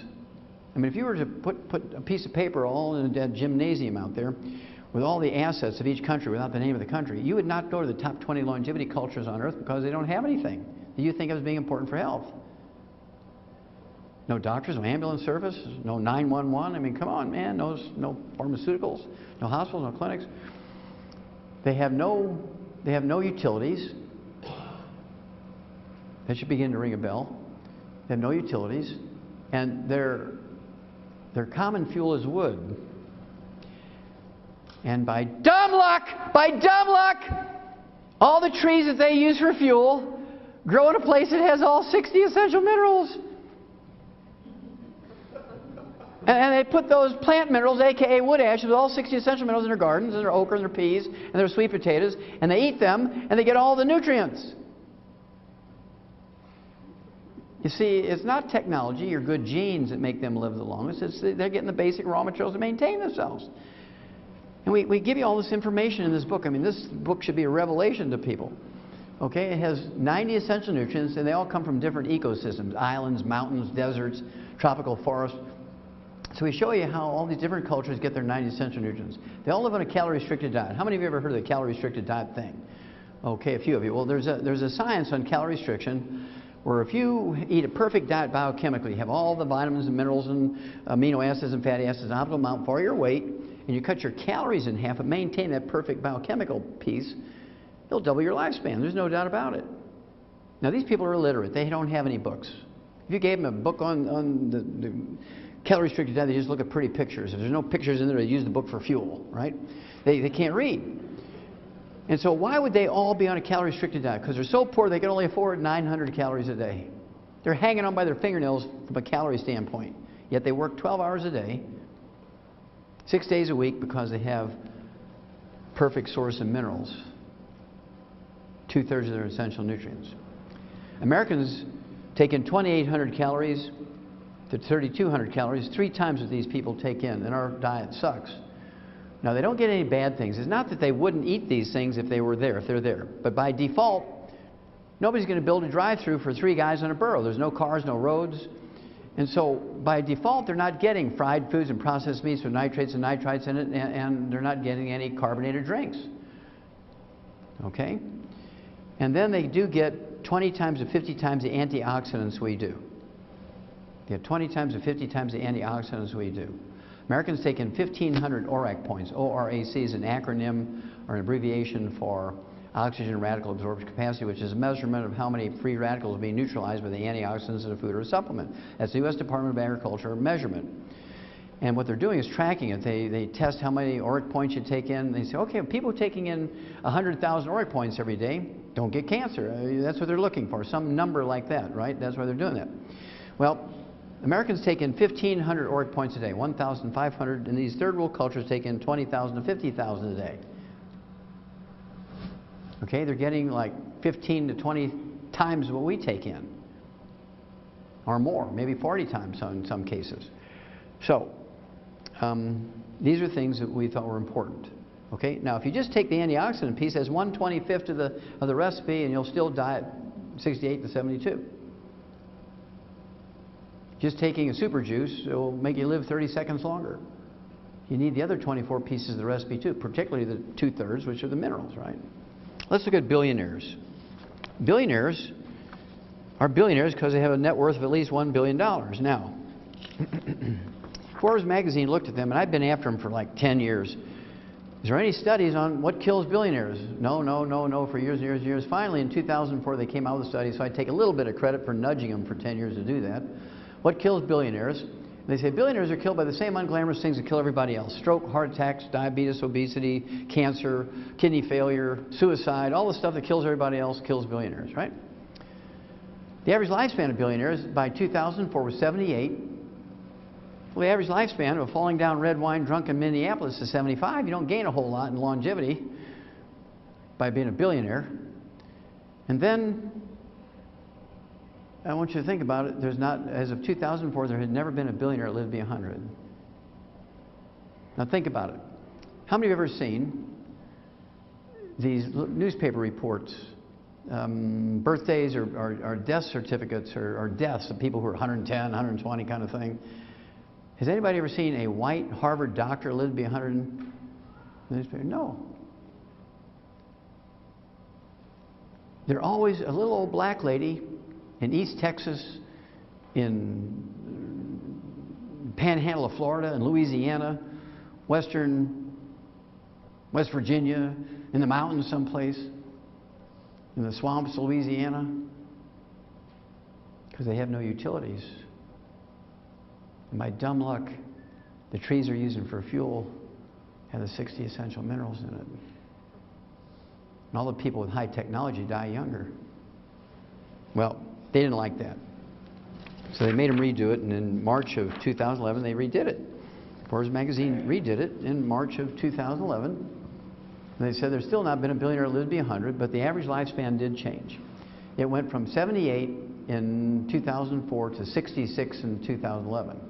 They lost 12 years of average lifespan following the doctor's instructions. Now, the peak of American longevity occurred 20 years ago and has been dropping at an ever-accelerating rate since then. Women used to live 10 years longer than men. Well, now it's only 3 years longer than men. They're predicting within another 10 years, women and men will die at the same age on the average. Now, what's going on here? That's because baby boomers have depended on technology. They weren't getting the nutrition, and it's starting to show up now. Now, here's a guy, intelligent as you can get, iPod, iPad, iPhone. This guy was a genius in marketing. He was a genius in electronics and computers. I mean, you got to give this guy credit. But when it came to health, he was an idiot. He dies at 56, 10 years before the average lifespan of the average billionaire. So what happened here? Well, when you're a billionaire, you can afford the best personal trainer, the best food, the best chef, cooks the way the doctor wants them to cook. You can get all the organics you want. I mean, you can get the best health care plans. You can hire the most expensive, maybe not the best doctors, but certainly the most expensive doctors. If there's a health thing you need someplace, you can send your plane and your pilot to go get it. You can have them take you someplace. If you take out the billionaires by themselves and look at them as a separate demographic, they should be the healthiest and longest lived people in America, shouldn't they? If money meant anything for health, don't you think? Yeah. Okay. So, why is it he died at 56? Because he was a vegetarian. You know, he was a vegan. How many of you knew he was a vegan? He was a vegan. He was an unsupplemented vegan. Didn't supplement because he got the very best organic food. He was a vegan. Unsupplemented vegan because he got the very best. And his chef made him the very best organic vegetables, stir-fried in extra virgin olive oil. And as a result, from all the free radicals, he got pancreatic cancer. Now here came the juncture in the road. He should have gone to the Nicoyan Peninsula in Costa Rica and Central America because that's where the longest lived people on earth live. The people who live the longest on earth live in the Nicoyan Peninsula on the Pacific coast of Costa Rica. There's no doubt about it. They outlive everybody about 10 years. So he should have gone there and found the oldest of old persons, you know, great-great-great-great-great-great-grandma, and said, great-great-great-great-great-great-grandma, I want you to feed me like you've been eating. I want you to give me the herbs you would give somebody with really advanced cancer, and he'd still be alive today if he did. But instead, he went to the most decorated, the most heralded research cancer doctor. Bam! He was dead. As sure as they shot him in the head, they killed him. And now you know, as Paul Harvey would say, the rest of the story. Now, how many of you think that exercise is good for you? Raise your hand. Whether you believe it or not, how many of you heard that exercise is good? Let me rephrase it. Okay, I think everybody's heard that exercise is good for you. Well, exercise is one of the most dangerous enterprises you can be involved in. Exercise kills more Americans than terrorists. When you exercise, you sweat, don't you? When you exercise, you sweat. When you do physical work, you're throwing bales of hay, you're on a roof roofing, you're a carpenter, you're a plumber, you're working in a steel mill and all the blast furnace and the heat, you're sweating, right? And people who love you want to take care of you. See, they know you're sweating in your exercise, or you know, even Pee Wee League, you know, or Pop Warner leagues, all these little bitty kids out there exercising, men, women, doesn't matter, gender, age. And you say, look, honey, I want you to take plenty of what? Water, so you can Hydrate, and that's what kills you. This is what kills you! Because sweat is not water. Sweat is a soup that contains all the nutrients floating around in your blood. So you're sweating out this soup. You're replacing it with water. Now that's kind of like your car's leaking a quart of oil every week. See, I'm not going to spend the $1.99 on that old clunker, so you put a quart of water in there. What's going to happen by the third or fourth week? Your engine's a big ball of flame burning up, right? I mean, even an idiot living under the bridge who's going to steal your car is going to check the oil before he steals it, right? Why would he risk his freedom for taking a car with no oil in it? Okay, so it's problematic. As a result, when you take all professional athletes together, all sports, the average lifespan is 62. You take football players only. This just came out 2 years ago. I actually have the papers if you want me to prove it. The average lifespan of professional football players is 51. And with the exception of 3 black guys from the old Negro Baseball League days back in the 1920s, there's never been a professional athlete ever lived to be 100. There's never been a billionaire lived to be 100. So all the things that you think of as being important for health and longevity aren't real. I speak for hours on athletics. I deal with professional teams and Olympic teams and so on. But let me just show you this. You've all heard of ACL injuries and cartilage injuries and tendon injuries and muscle things. These guys get $10 million a game, and this is what happens to them. I mean, they're supposed to be the fit of the fittest. They're drinking water or Gatorade. If they're drinking Gatorade, they're 88 sharp. If they're drinking water, they're 100 sharp, 90 sharp. I want you to look at my left hand. My left hand is the nutritional reserves in the body. And here you are, you're sweating, working out, whatever you're doing, you're sweating, and you're drinking water. What's happening to your nutritional reserves? They're going down because you're replacing soup with water, right? You reach a point at which your tendons can't maintain themselves and they break down. You go a little farther, your cartilage starts shredding. Go a little farther, you get diabetes and heart disease. Go a little farther, bam, you're dead. And now again, you know the rest of the story. I love water. We sell water. But I put a lot of things in it.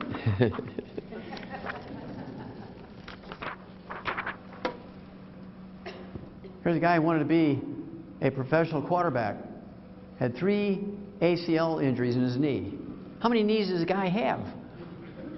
Elizabeth Taylor had 7 hip replacements. How many hips did Elizabeth Taylor have?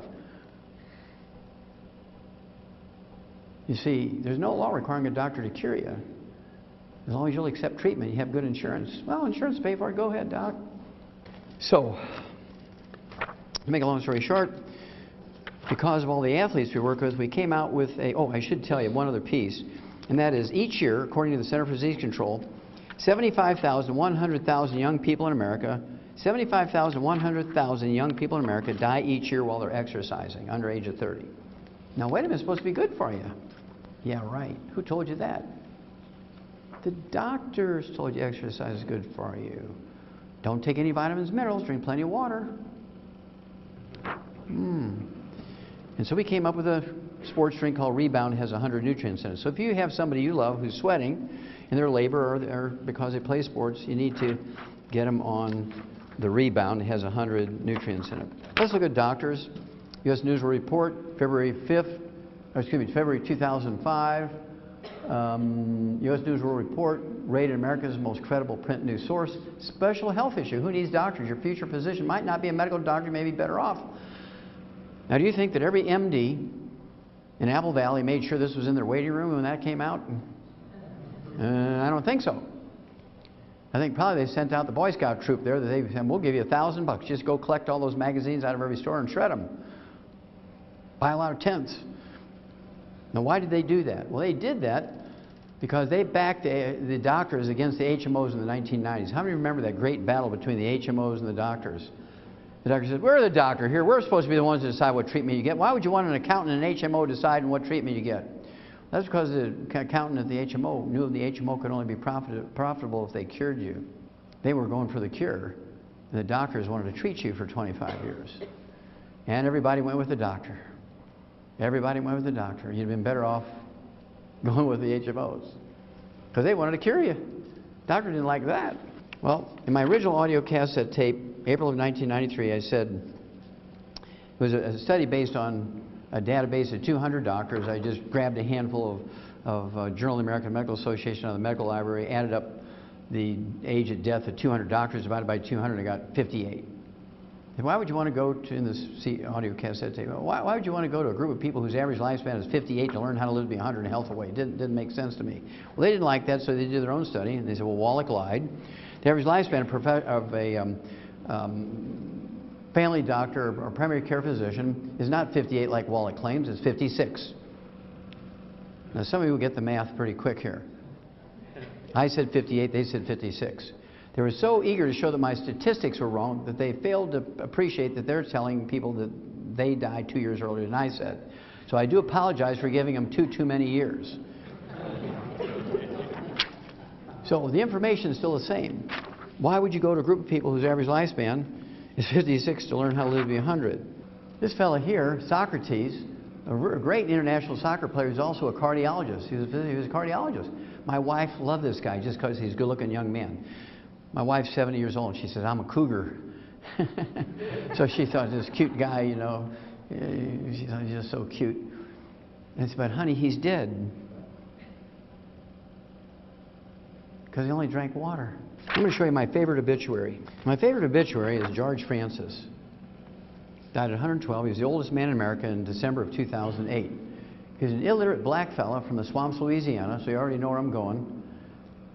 Never went to kindergarten. As his daughter reading the newspaper to him, couldn't read. Never had a job where he got a paycheck with deductions in it. And so he never had any Social Security, never had any Medicare and Medicaid, never went to a doctor, using grandma's herbs, used wood for fuel, had a still, drank a lot of White Lightning, rolled his own cigarettes, that kind of stuff. Ate crawdads and, you know, fried catfish and sweet potatoes and onions, ate peppers like the Creoles. And he dies at 112 as the oldest man in America. Now, these guys who did this obituary are very smart. They said he lived through 19 U.S. presidents whose average lifespan is 75. Average lifespan of the U.S. president is 75 when you take out Jack Kennedy, assassinated 40-something, right? And they have at least one university degree. Unless they're a lawyer, they have two.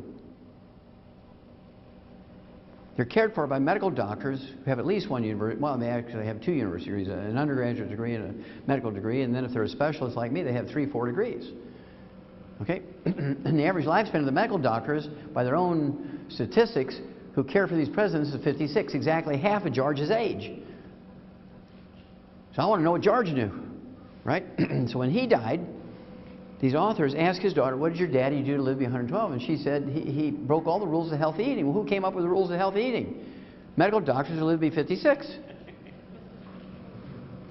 Says he broke all the rules of healthy eating with a diet heavy on dairy, eggs, and lard sandwiches, nothing but cholesterol and saturated fat. Hooah! Now, we laugh at that, but there's a message here. There's a message here. It's part of that book, Immortality. When you see what these people eat, you blow your mind. Just the opposite of what doctors say is good for you. And so, why did he live to be 112 eating eggs, dairy, and lard sandwiches? Because cholesterol and saturated fat is not bad. Remember I told you everything doctors told you about health is wrong? And you're going to see why in a minute. You're going to be angry at the medical group. Okay. This gal here, Credella Evans, the little black lady, came to us, and this is Bob and Judy Bell, some of our distributors in Crockett, Texas, just outside of Houston. And they sponsored this gal 15 years ago. And she was 85 years old. And she had like 6 diseases. She had high blood pressure, diabetes, arthritis, macular degeneration. She had a little dementia.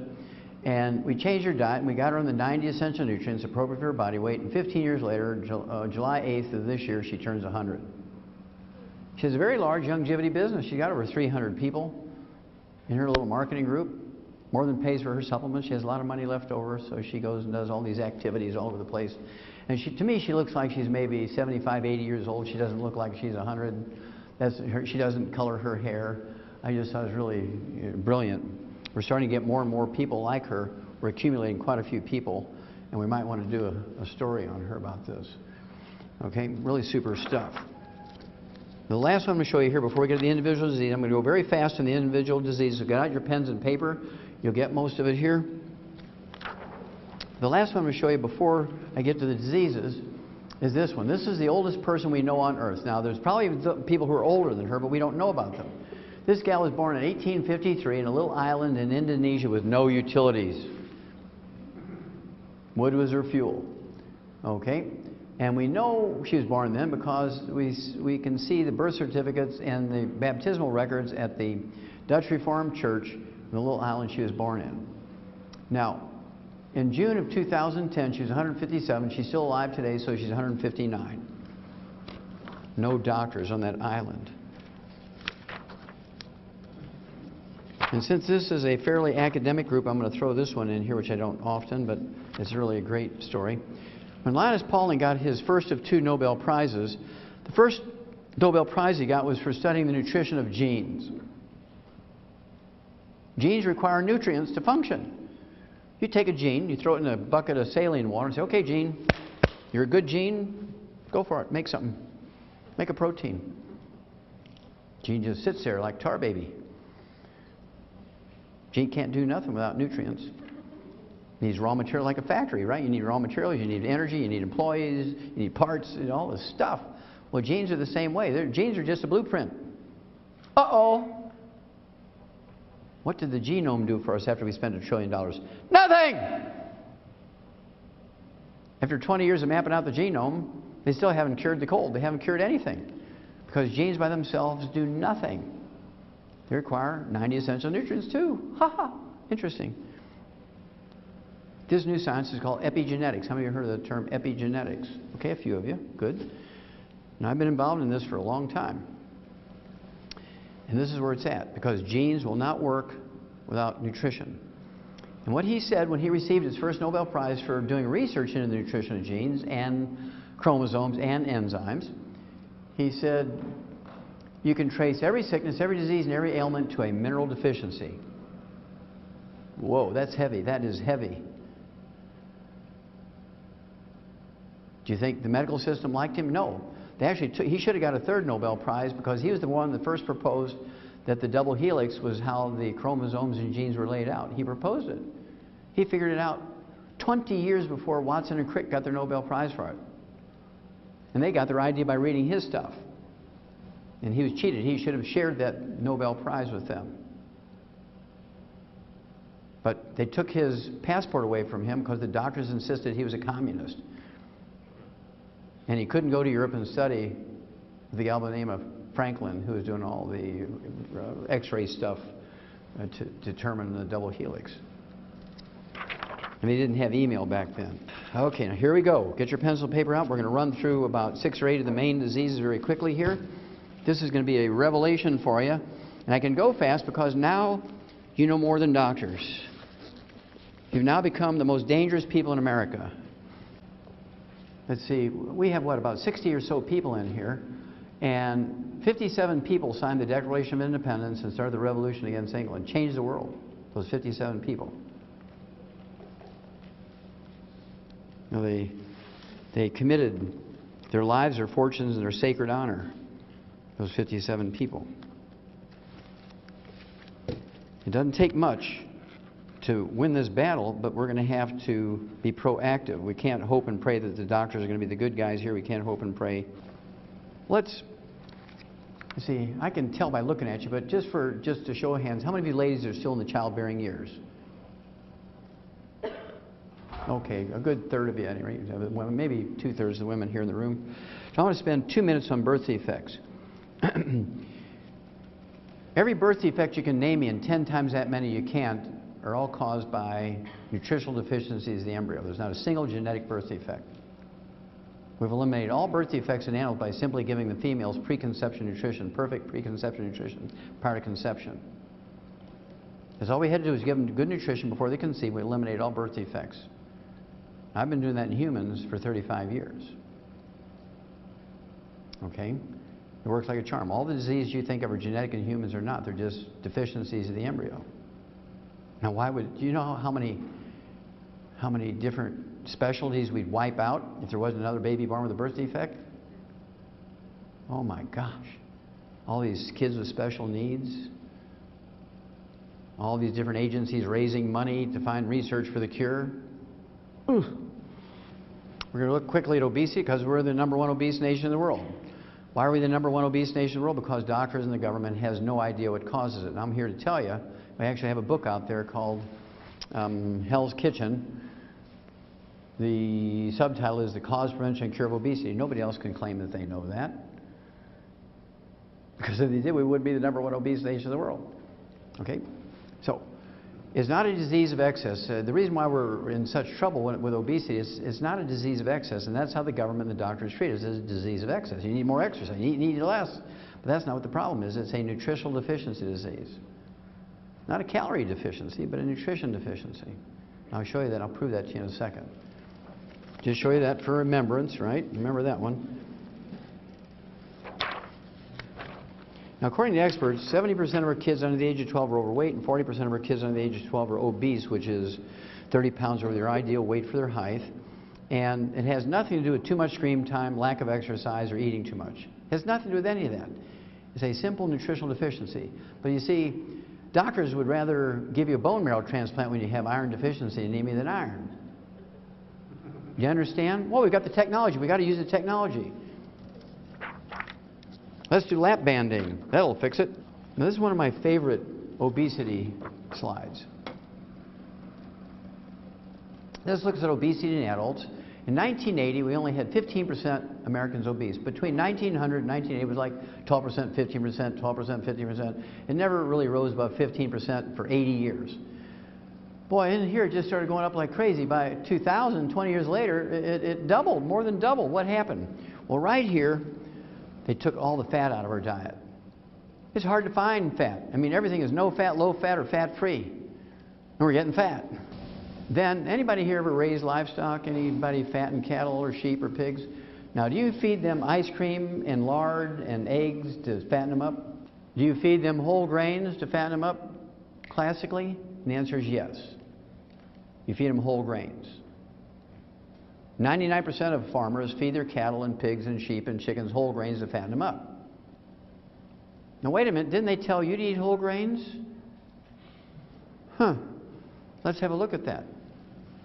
Now you see, this is what you're getting following the doctor's instructions. No fat and eating whole grains. Exercising. Now if the doctors were correct, the chart should look like that.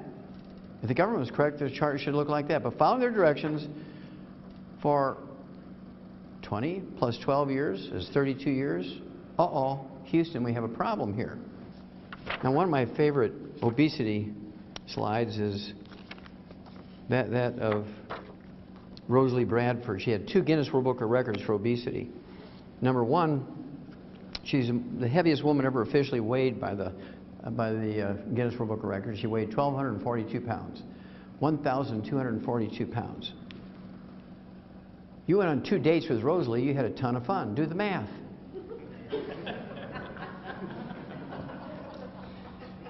Now, she also had her second Guinness World Book of Records. She lost the most weight, 736 pounds, between 1987 and 1994. This is not lose 10, gain 5, lose 10, gain 5 or kind of thing. This is lose, lose, lose, lose, because they did a lap banding on her and they put her on a 500-calorie diet, and she, over those years, she lost 736 pounds. That's like 3 people. Okay? And then she died, because fat is not the problem. Fat is just a symptom, just like cholesterol is not the problem. Now, what does it tell you? In 1980, it was 15%. It's almost gone up 300%. So what's the problem here? That's because they've told you to get fat. Eat whole grains, exercise, don't take vitamins and minerals. Avoid fat, and you get fat. I mean, if you're not careful, you could wind up in Ruth's Chris Steakhouse as the meal instead of the eater. No end in sight for the obesity epidemic. Why is that? Because there's 80 million baby boomers come along who eat whole grains, exercise, and don't take vitamins and minerals. I'm going to give you 3 clues, and then I'm going to give you the answer. Don't forget the book, Hell's Kitchen. This gal here, Natalie Hayhurst from Terre Haute, Indiana, is driven to eat light bulbs. Now, they say it's a rare condition, but it's not a rare condition. This happens several million times a day in America. She prefers wood, paper products, cardboard, sticks. She likes rocks, dirt. She eats Diet Coke cans. She won't eat classic Coke cans, only Diet Coke cans.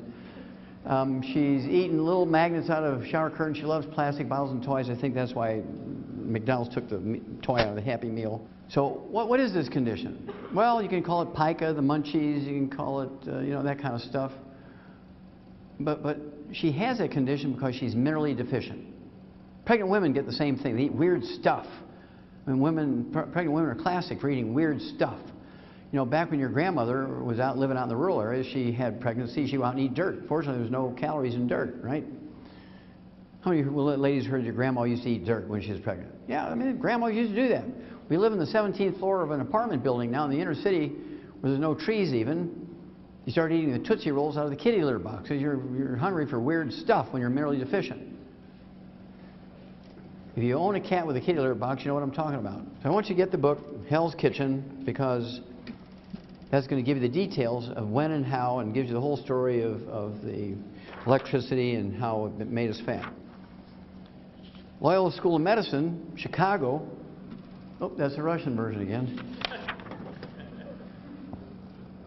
Exercise won't cure obesity, because when you exercise, you're sweating, you're replacing your sweat with water, you're sweating out of your minerals, and guess what? You get hungrier. If you're skinny, you stay skinny. If you're fat, you get fatter when you exercise. As a result, when they looked at that data, everybody agreed that they were correct. So it was a cover article in August of 2009, 8 months later, the myth about exercise, it won't make you lose weight. Anybody here ever raise horses or work with horses? Raise your hand. Okay, what do you call when a horse chews on the fence? Cribbing, very good. And how do you get rid of cribbing in a horse?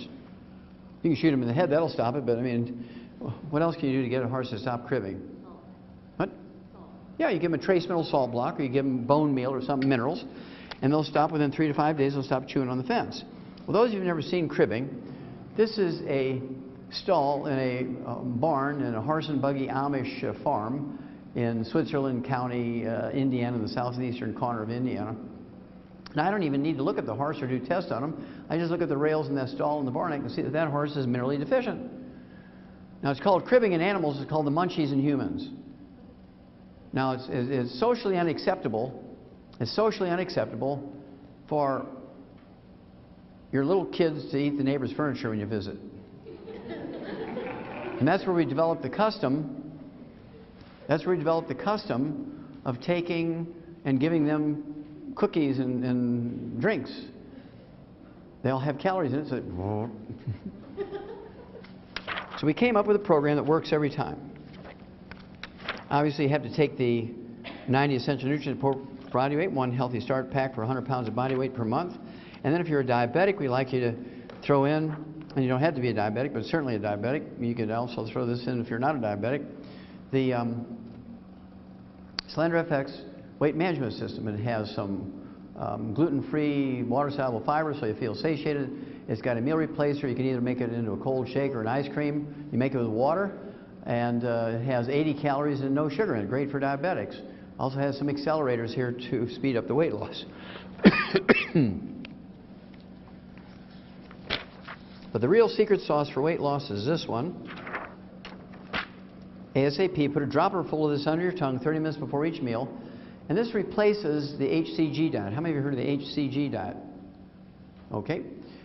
That requires injections. You got to do this whole thing with the doctor, right? Prescription stuff. Well, this is the raw material for your body to make your own HCG. You put this under your tongue 30 minutes before each meal, and you will lose weight and keep it off. ASAP, ASAP, as slim as possible, as soon as possible. I'll show you two examples. One boy, one girl. This is Jerry from Salt Lake City. He'd been with us for 12 years at this point, and he had a bread belly. Now, he'd been taking the 90 essential nutrients, didn't have any health problems, but he had a bread belly. How many of you heard of a beer belly? Raise your hand. Okay, sure. Well, a good German knows that beer is liquid bread. Every German knows that beer is liquid bread. Why? Because the ingredients in beer and the ingredients in bread are exactly the same. The only difference between bread and beer is one is fermented and the other one is baked. The same ingredients. Same ingredients, only bakers and fermentation is just difference in preparation. It's the same stuff. So it shouldn't be too hard for you to understand how somebody who eats bread can get a bread belly, just like people who drink beer get a beer belly. All right? So all we added to his program, he took 2 healthy start packs. He drank to the Rebound because he's a little bit of a farmer. His wife Judy loved to make bread. He had bread for breakfast, lunch, dinner, and bedtime snack. Make his wife happy. Support his wife's hobby of making bread, organically grown, multigrain, you know the drill. So we added the ASAP. 45 days he loses 50 pounds, primarily from his belly. Okay? Because this product will preferentially move your metabolism to preferentially burn belly fat. And you can do crunches, you can do all that kind of stuff. You can lose 50 pounds, you'll lose muscle before you lose belly fat. I see a lot of people shaking their heads, yes, right? If you've ever tried to lose belly fat, it's very difficult. But this stuff will do it. Now I'll show you another one here. You already know this person, the little red-headed gal, Brandy, who introduced me. She's 5'2", and in this picture, she weighed 158 pounds. 1/3 of her body weight was fat. Okay, I apologize for this being out of focus, but this came off of her driver's license with a phone camera. But at any rate, so she's been with us for about 8 years at this point. And she's been using our products. So her husband is a heavy equipment driver, and he liked bread. So she made bread for him, and what was ever left over, she'd eat it, right? Rather than let it go away, she ate it. And so we put her on the Rebound because she was drinking 2 liters of Pepsi a day, only 5'2", 2 liters of Pepsi a day. And so we put her on Rebound instead of the Pepsi, and then she lost, I don't know, 20-something pounds, and she still needed to lose another 30, so she got on the ASAP, and in a month's time she got down to 106 pounds, 158 to 106. Healthy Start Pack, Rebound, and ASAP. Now, that was, I think she got down to this 106 pounds in January of this year. She's still 106 pounds. You will keep your weight off as long as you're taking in the minerals appropriate for your body weight, because you don't have the munchies anymore. Everybody else, you can lose weight. There's a million different ways to lose weight, but you always gain it back because you haven't solved the problem of mineral deficiency. You get the picture? Okay, now I can move on here. Oh, also I should do this one here. I forgot. Tim's here. One of the guys who helped register tonight, Tim, he lost 44.5 pounds and 8 inches in waist in just 60 days on the program. He's been with us for a while, but the ASAP, and he's been able to keep it off. And he was telling me he was hiking up in the mountains, and because he lost that 45 pounds, he did pretty good. Okay, how many of you ever heard of Alzheimer's disease? Raise your hand. Okay, Alzheimer's disease is a physician-caused disease. Alzheimer's disease is a physician-caused disease. Didn't exist 40 years ago, even by another name. Today, it's the number 4 cause of death in Americans over the age of 65. So it goes from 0 40 years ago, now it's the number 4 cause of death. That's caused by physicians. I'll tell you how. What is Alzheimer's disease? Well, Alzheimer's disease is a going away of the myelin. It's the white matter of the brain. How many of you heard of myelin? Most of you younger people should know myelin is the white matter of the brain, insulation material. And when it goes away, the naked nerve fibers all tangle up. It's one of the diagnostic features of Alzheimer's disease. At autopsy, you get these nerve tangles. You've probably all read about nerve tangles. And this is caused by the myelin going away. Well, myelin makes up 75% of your brain weight.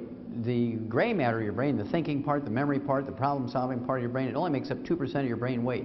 It's like 2 millimeters of this little covering of the white matter. The white matter makes up 75% of your brain weight. Well, this myelin, this white matter of the brain that makes up 75% of your brain weight, is 100% cholesterol. So you go on a cholesterol-restricted diet, you take cholesterol-lowering drugs, bam, you have Alzheimer's disease.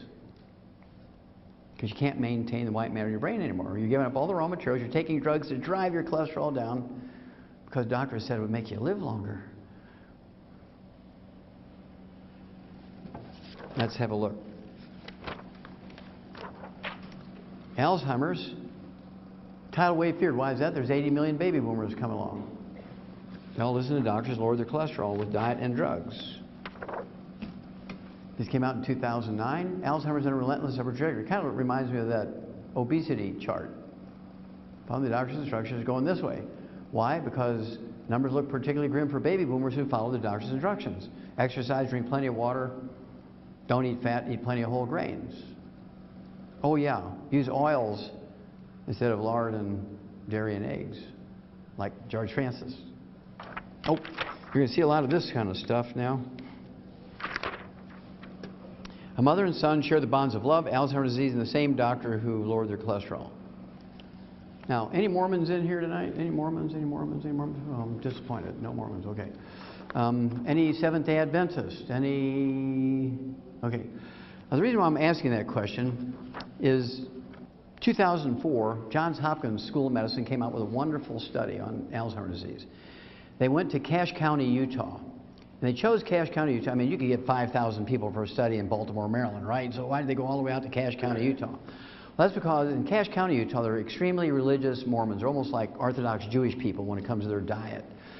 They actually have a book called The Words of Wisdom, which supplements the Book of Mormon, and it tells them what to eat, what not to eat, right? And so all of these people in Cache County, Utah, the oldest living people in America, they live to be 87. Seventh-day Adventists live to be 85. The Mormons as a group live to be 85, but the Mormons in Cache County, Utah live to be 87. They're all farmers, very religious farmers with a background from Scotland. They all come just, all their culture comes from Scotland. So culture the same genetic pool, same diet, their same profession, live in the same county, same everything. Same diet. It was really a great study. I mean, it was like laboratory rats, right? It was just perfect. And what they did was take 5,000 of these people over the age of 65. They gave half of them a couple of vitamins. And the other half they gave a sugar pill. It was a blind study. Nobody knew who was getting what. Well, at the end of the study, those getting the vitamins reduced their risk of Alzheimer's disease by 78%. Those getting the sugar pill increased their Alzheimer's disease risk by 78%. But you have to remember, the diet was the basic thing. Okay? Now, in the animal industry, we give them the perfect diet, very similar to the Mormon diet, and the Jewish diet, and the Seventh-day Adventist diet, but we also add all 90 essential nutrients. We eliminate Alzheimer's disease in animals by 100%. So now you know Alzheimer's disease is not genetic. There's no way it could be genetic if you can reduce the risk of Alzheimer's disease by 78% just by taking a couple of vitamins and a particular diet. It's not genetic in any way, shape, or form. Again, doctors are wrong, because their knowledge is very constricted. They have a very narrow range of training. They know little or nothing. Every time they utter the word nutrition or give you nutritional advice, they should be put in jail as a felon. That would stop them from killing people. If they say the first two letters of the word nutrition, they should be put in jail. You're in jail, put the cuffs on them. Now, I'll give you an example. This is Ray McGregor from Charlotte, North Carolina. His sister, who's one of our associates, one of our distributors, 3 years ago called me and said her brother 8 years earlier had been diagnosed with Alzheimer's disease. Very severe, very rapidly advancing. The doctors tried all these drugs that they say they can help with dementia, no help. So she took him over the 8-year period before she called me to 3 neurological clinics, and then she took him to the medical school 2 weeks before she called me, and went to the Department of Neurology at the medical school there in North Carolina and said, look, I'm demanding that the head of the Department of Neurology examine my brother, which he did. Said, look, this guy, he's curled up on the floor. He's being fed through a G-tube. There's nothing we can do. Drugs aren't going to help him. Love's not going to help him. Money's not going to help him. Put him in a hospice. If you're going to do that, put him in the one that I own, right? Oh, he didn't say that, but I just threw that in. Put him in a hospice is what he said. So she calls me. So there's 4 different dementias. There's vascular dementia, which used to be called senile dementia. There's nothing wrong with your brain when you have senile dementia or vascular dementia. It's actually a plugging of the arteries in your brain, just like you get coronary arteries that plug. They can plug here, can plug there, right? And then there's Korsakoff syndrome, which is a deficiency of a single vitamin. It was discovered 300 years ago, set in the year 1712 by a Japanese naval surgeon. And then there's Wernicke-Korsakoff's, which is Korsakoff syndrome, that deficiency of that vitamin and MS, multiple sclerosis, mixed in together.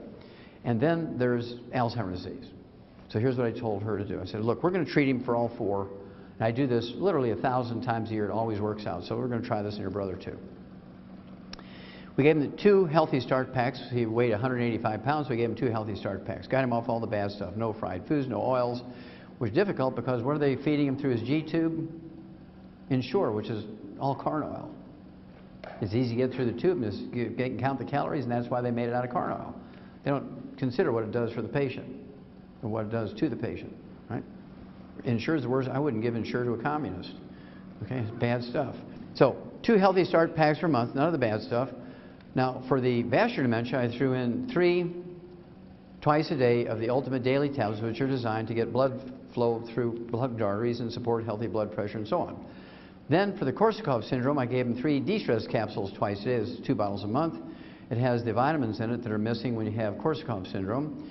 And then for Wernicke-Korsakoffs, I added selenium to it, 3 of those twice a day. That's 2 bottles a month to deal with the lesions of the MS, which you can get rid of those and MS goes away.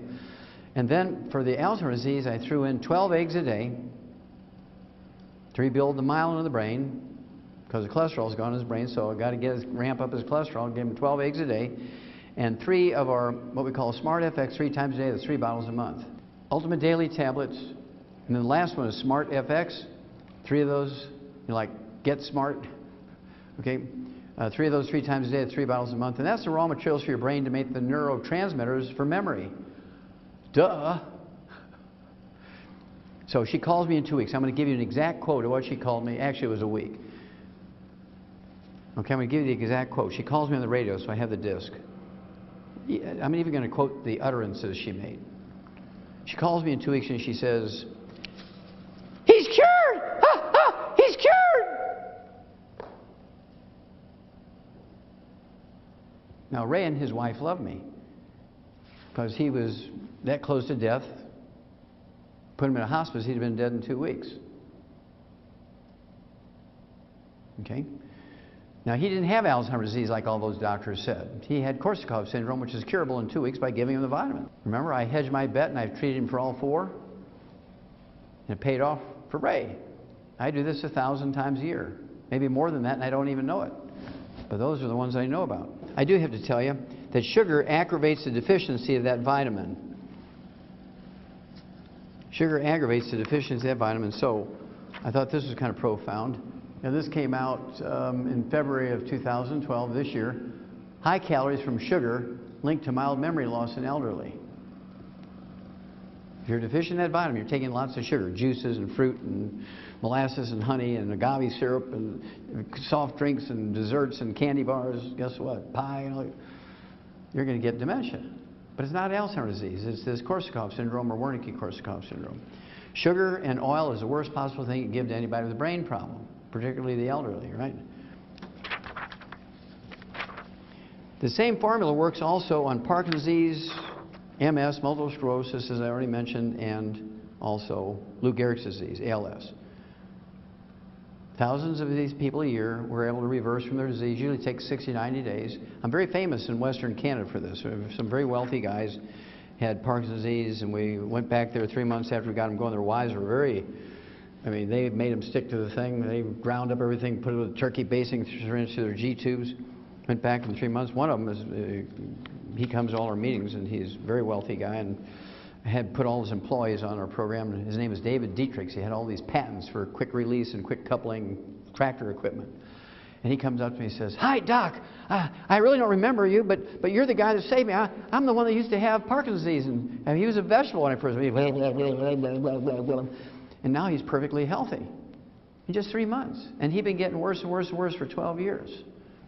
You're very dangerous now, because now you know. Okay, arthritis. 98% of all arthritis is a simple mineral deficiency disease. Only 2% of arthritis is rheumatoid arthritis caused by an infection that's curable in 2 weeks. You can cure rheumatoid arthritis in 2 weeks with antibiotics. We've known that for 70 years. But see, there's no law requiring doctors to cure you, so how do they treat you? Let's see here. They give you prednisone, cortisone, they give you methotrexate, they give you gold shots, they do joint replacements. $750,000. Why should they take $300 in office calls? See, now you become very dangerous now because now you know the truth. 85% of the people with rheumatoid arthritis also have bone-to-bone arthritis. So you still, even with rheumatoid arthritis, even though it's an infection, when it's advanced, they're all gnarled up. Even people like that, within a year, we can get them playing concert piano. We've done it hundreds of times. You know, they're all gnarled up. No surgeries, no joint, just within a year, they repair. It's an amazing thing. Okay? You give them the healthy bone and joint pack. You throw in what we call the killer biotic, kind of like Geraldine's boyfriend, Killer. Some of you may recognize this fellow, Andy Young, from the old civil rights movement. This is 1991. I was a little porkier back then. Shed about 60 pounds since then. But Andy was scheduled to get a double knee replacement because he had bone-to-bone arthritis, 1991. Athletes told him about me, so he called me and said, "Can you help me?" I said, "Yeah," and he canceled his double knee replacement surgeries. And that was 21 years ago. He's never had to have any joint surgery, and he's perfectly healthy now in his 80s. He can outrun an 18-year-old and swims 5 miles a day. He's been on my program for 21 years. The coming epidemic of arthritis. Why is there a coming epidemic of arthritis? That's because there's 80 million baby boomers all who listen to the doctors. Exercise is good for you. Drink plenty of water. Do not take any vitamins, minerals. You can overdose. Now, do you think they did that just because they were stupid? And because they were protecting their trophy wife's lifestyle? This came out in September 2012. Soaring knee surgeries put a strain on costs. Why is that? Because there's 80 million baby boomers come along. And they all want knee surgeries because the doctors and insurance pay for it. Why would I want to pay $4 a day to rebuild my knee when insurance pays for surgery? Because when you do surgery on your right knee, what does that do for the other 71 joints in your body? Nothing! You take the healthy bone and joint pack, it supports and promotes maintenance and repair of all of them. Well, I better ask my doctor. I get that a lot. I better ask my doctor. You better hurry. He's 75 years and 11 and a half months old. He's only got 2 weeks left. Do not take those drugs, bisphosphates, Fosamax, and Boniva.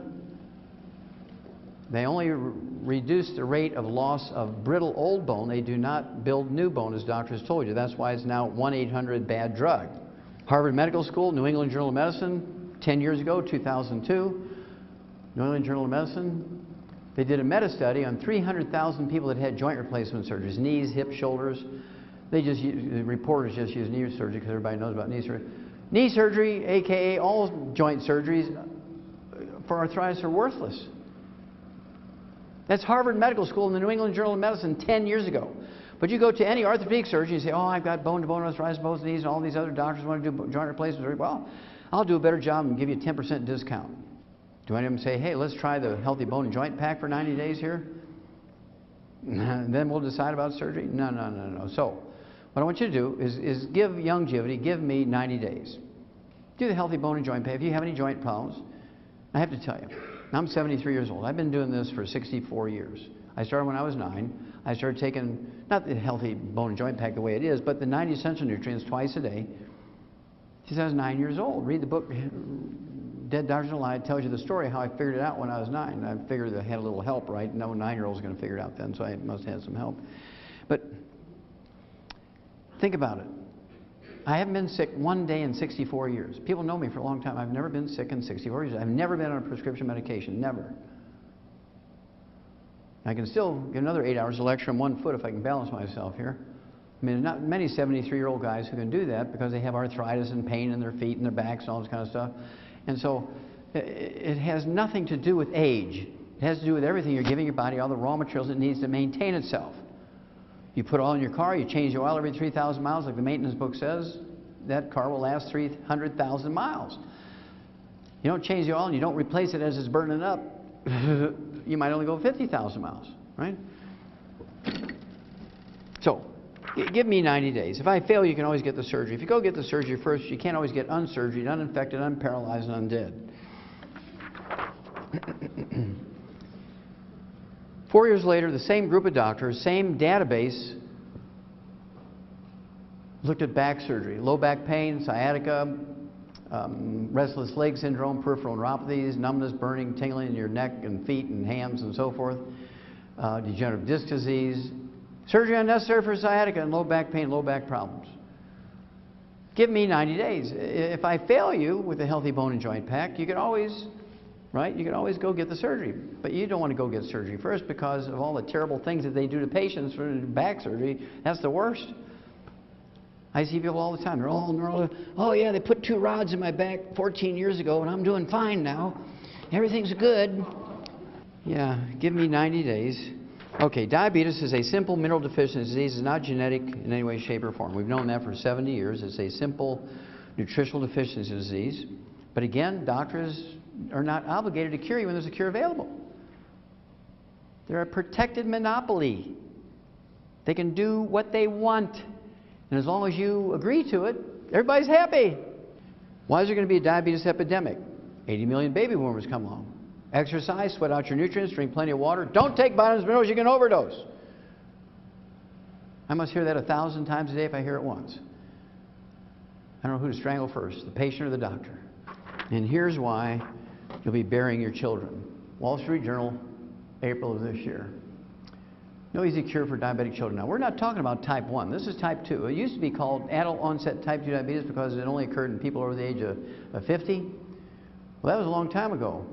In 1963, people under the age of 5 never got type 2 diabetes, but look, following the doctors and the government's instructions, eat whole grains, don't eat fat, eat, plenty of exercise, don't supplement. Look what happened. See, if the doctors were right and the government was right, the chart should look like that again. Following their instructions, doing what they say, this is what you're getting. And so the kids are dying younger and younger and younger just from type 2 diabetes when nobody should get it. It's a simple mineral deficiency. High blood sugar is not the disease. High blood sugar is just a symptom of the disease. Just like elevated blood cholesterol is a symptom of type 2 diabetes, it has nothing to do with the cause of the disease, high blood sugar. Do not get statin drugs because they increase your risk of diabetes, type 2 diabetes, by 50%.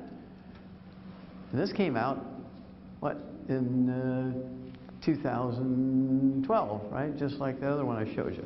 I don't get all the easy ones. When I get people with diabetes, I usually get them with complications. Here's some gangrene of the foot. I see gangrene of the legs all the way up to the groin.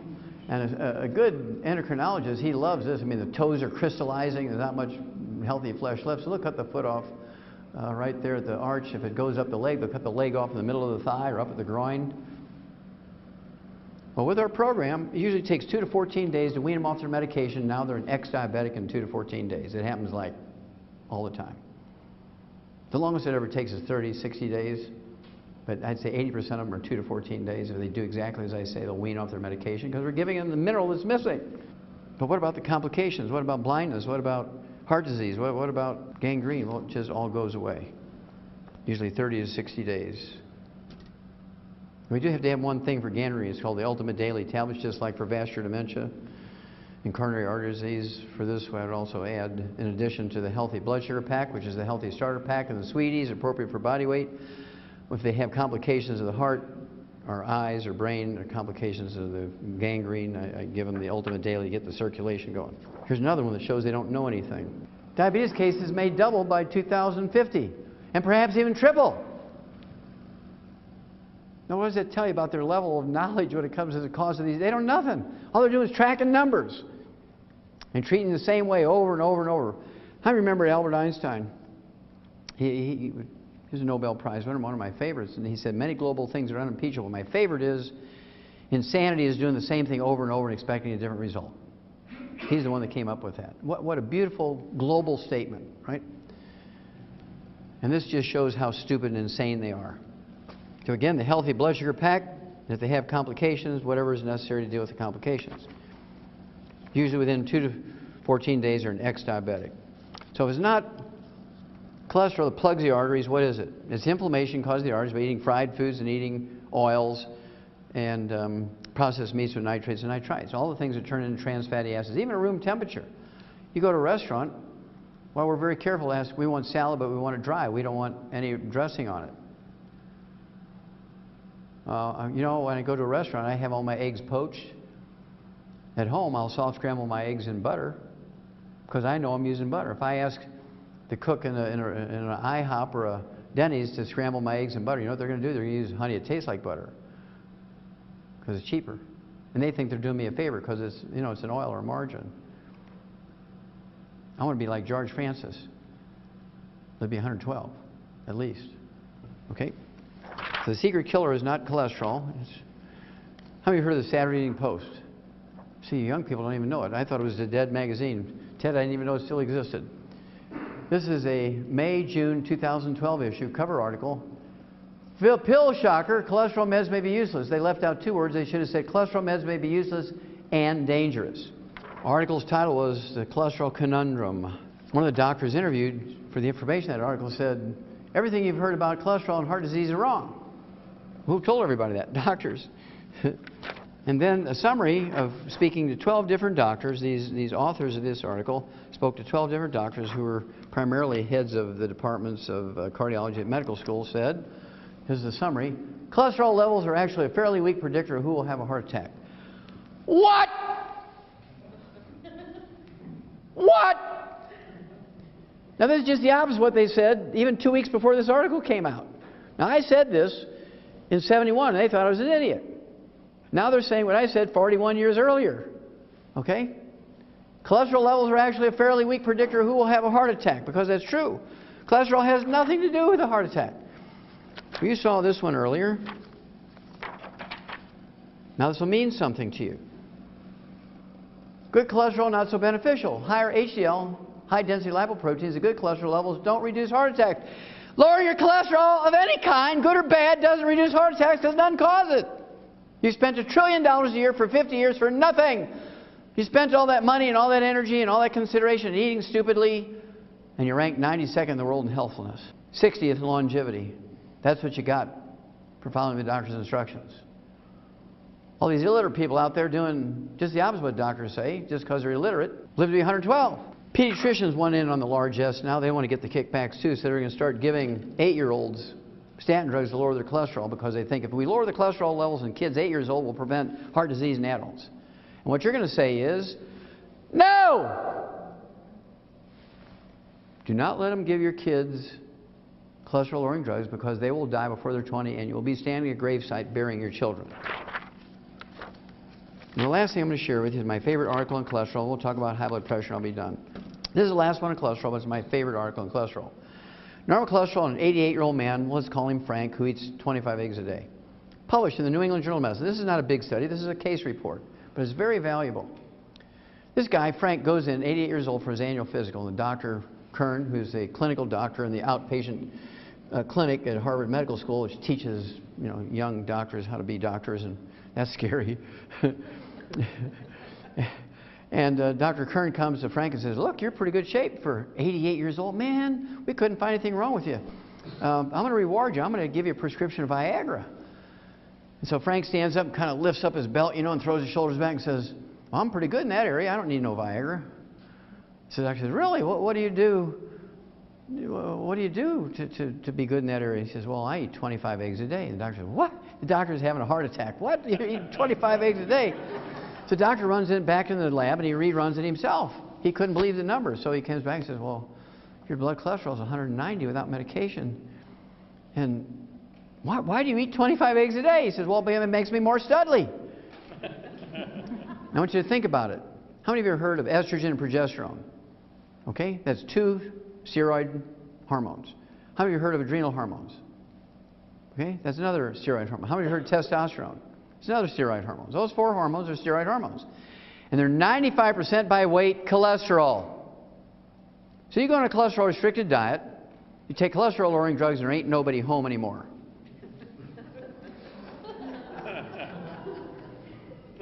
Okay? You have erectile dysfunction. That's why they have so many ads on TV after 10 o'clock at night. There's Bob selling Enzyte.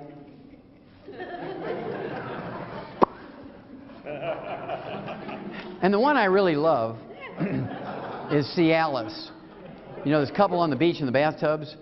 Now their genetic line is going to die out. They're very stupid. You got to be in the same bathtub before there's the right moment. I mean, 2 slabs of cast iron in between, there ain't nothing going to happen. No matter how good your erection is, right? Now, so you eat 6 to 8 eggs a day, and you know, Ted and his wife Nasima, Brandy, they always eat with me a lot on the road. When I go to these places, I'll have a big steak. If it's breakfast time, I'll have 4 eggs that are poached with a big hamburger patty or breakfast steak. And you can see all the people in the place are eating their organic multigrain waffles looking at me. And they don't even know it. They're dead men walking. So you take your 90 essential nutrients. We actually have an aphrodisiac called Drive. It's a little capsule. And the main ingredient is an herb in it. It's an Asian herb called Harney goatweed. It's a great little herb called Drive. We add that to our, I'll tell you a couple of other things, a lot of fun. Okay, the stealth killer, high blood pressure, is a simple mineral deficiency. High blood pressure is not genetic in any way, shape, or form. Even in the black community, it's not genetic. Millions don't manage blood pressure. Well, that's because they're treating symptoms. They're not dealing with the cause. The cause is a mineral deficiency. Salt has nothing to do with high blood pressure. What's the first thing a good farmer or rancher puts out for his livestock in the pasture? A salt block or salt lick, right? There's nobody out in that pasture telling a cow she's limited to 1 lick a day, is there? I refuse to believe my human patients are dumber than a cow. Oh, also, if you're biblically orientated, it's kind of fun. God said, go forth and be a salt of the earth, right? I mean, it's in the Bible. And God is forever. Now, doctors say restrict salt and they live to be 56. I'm going with God.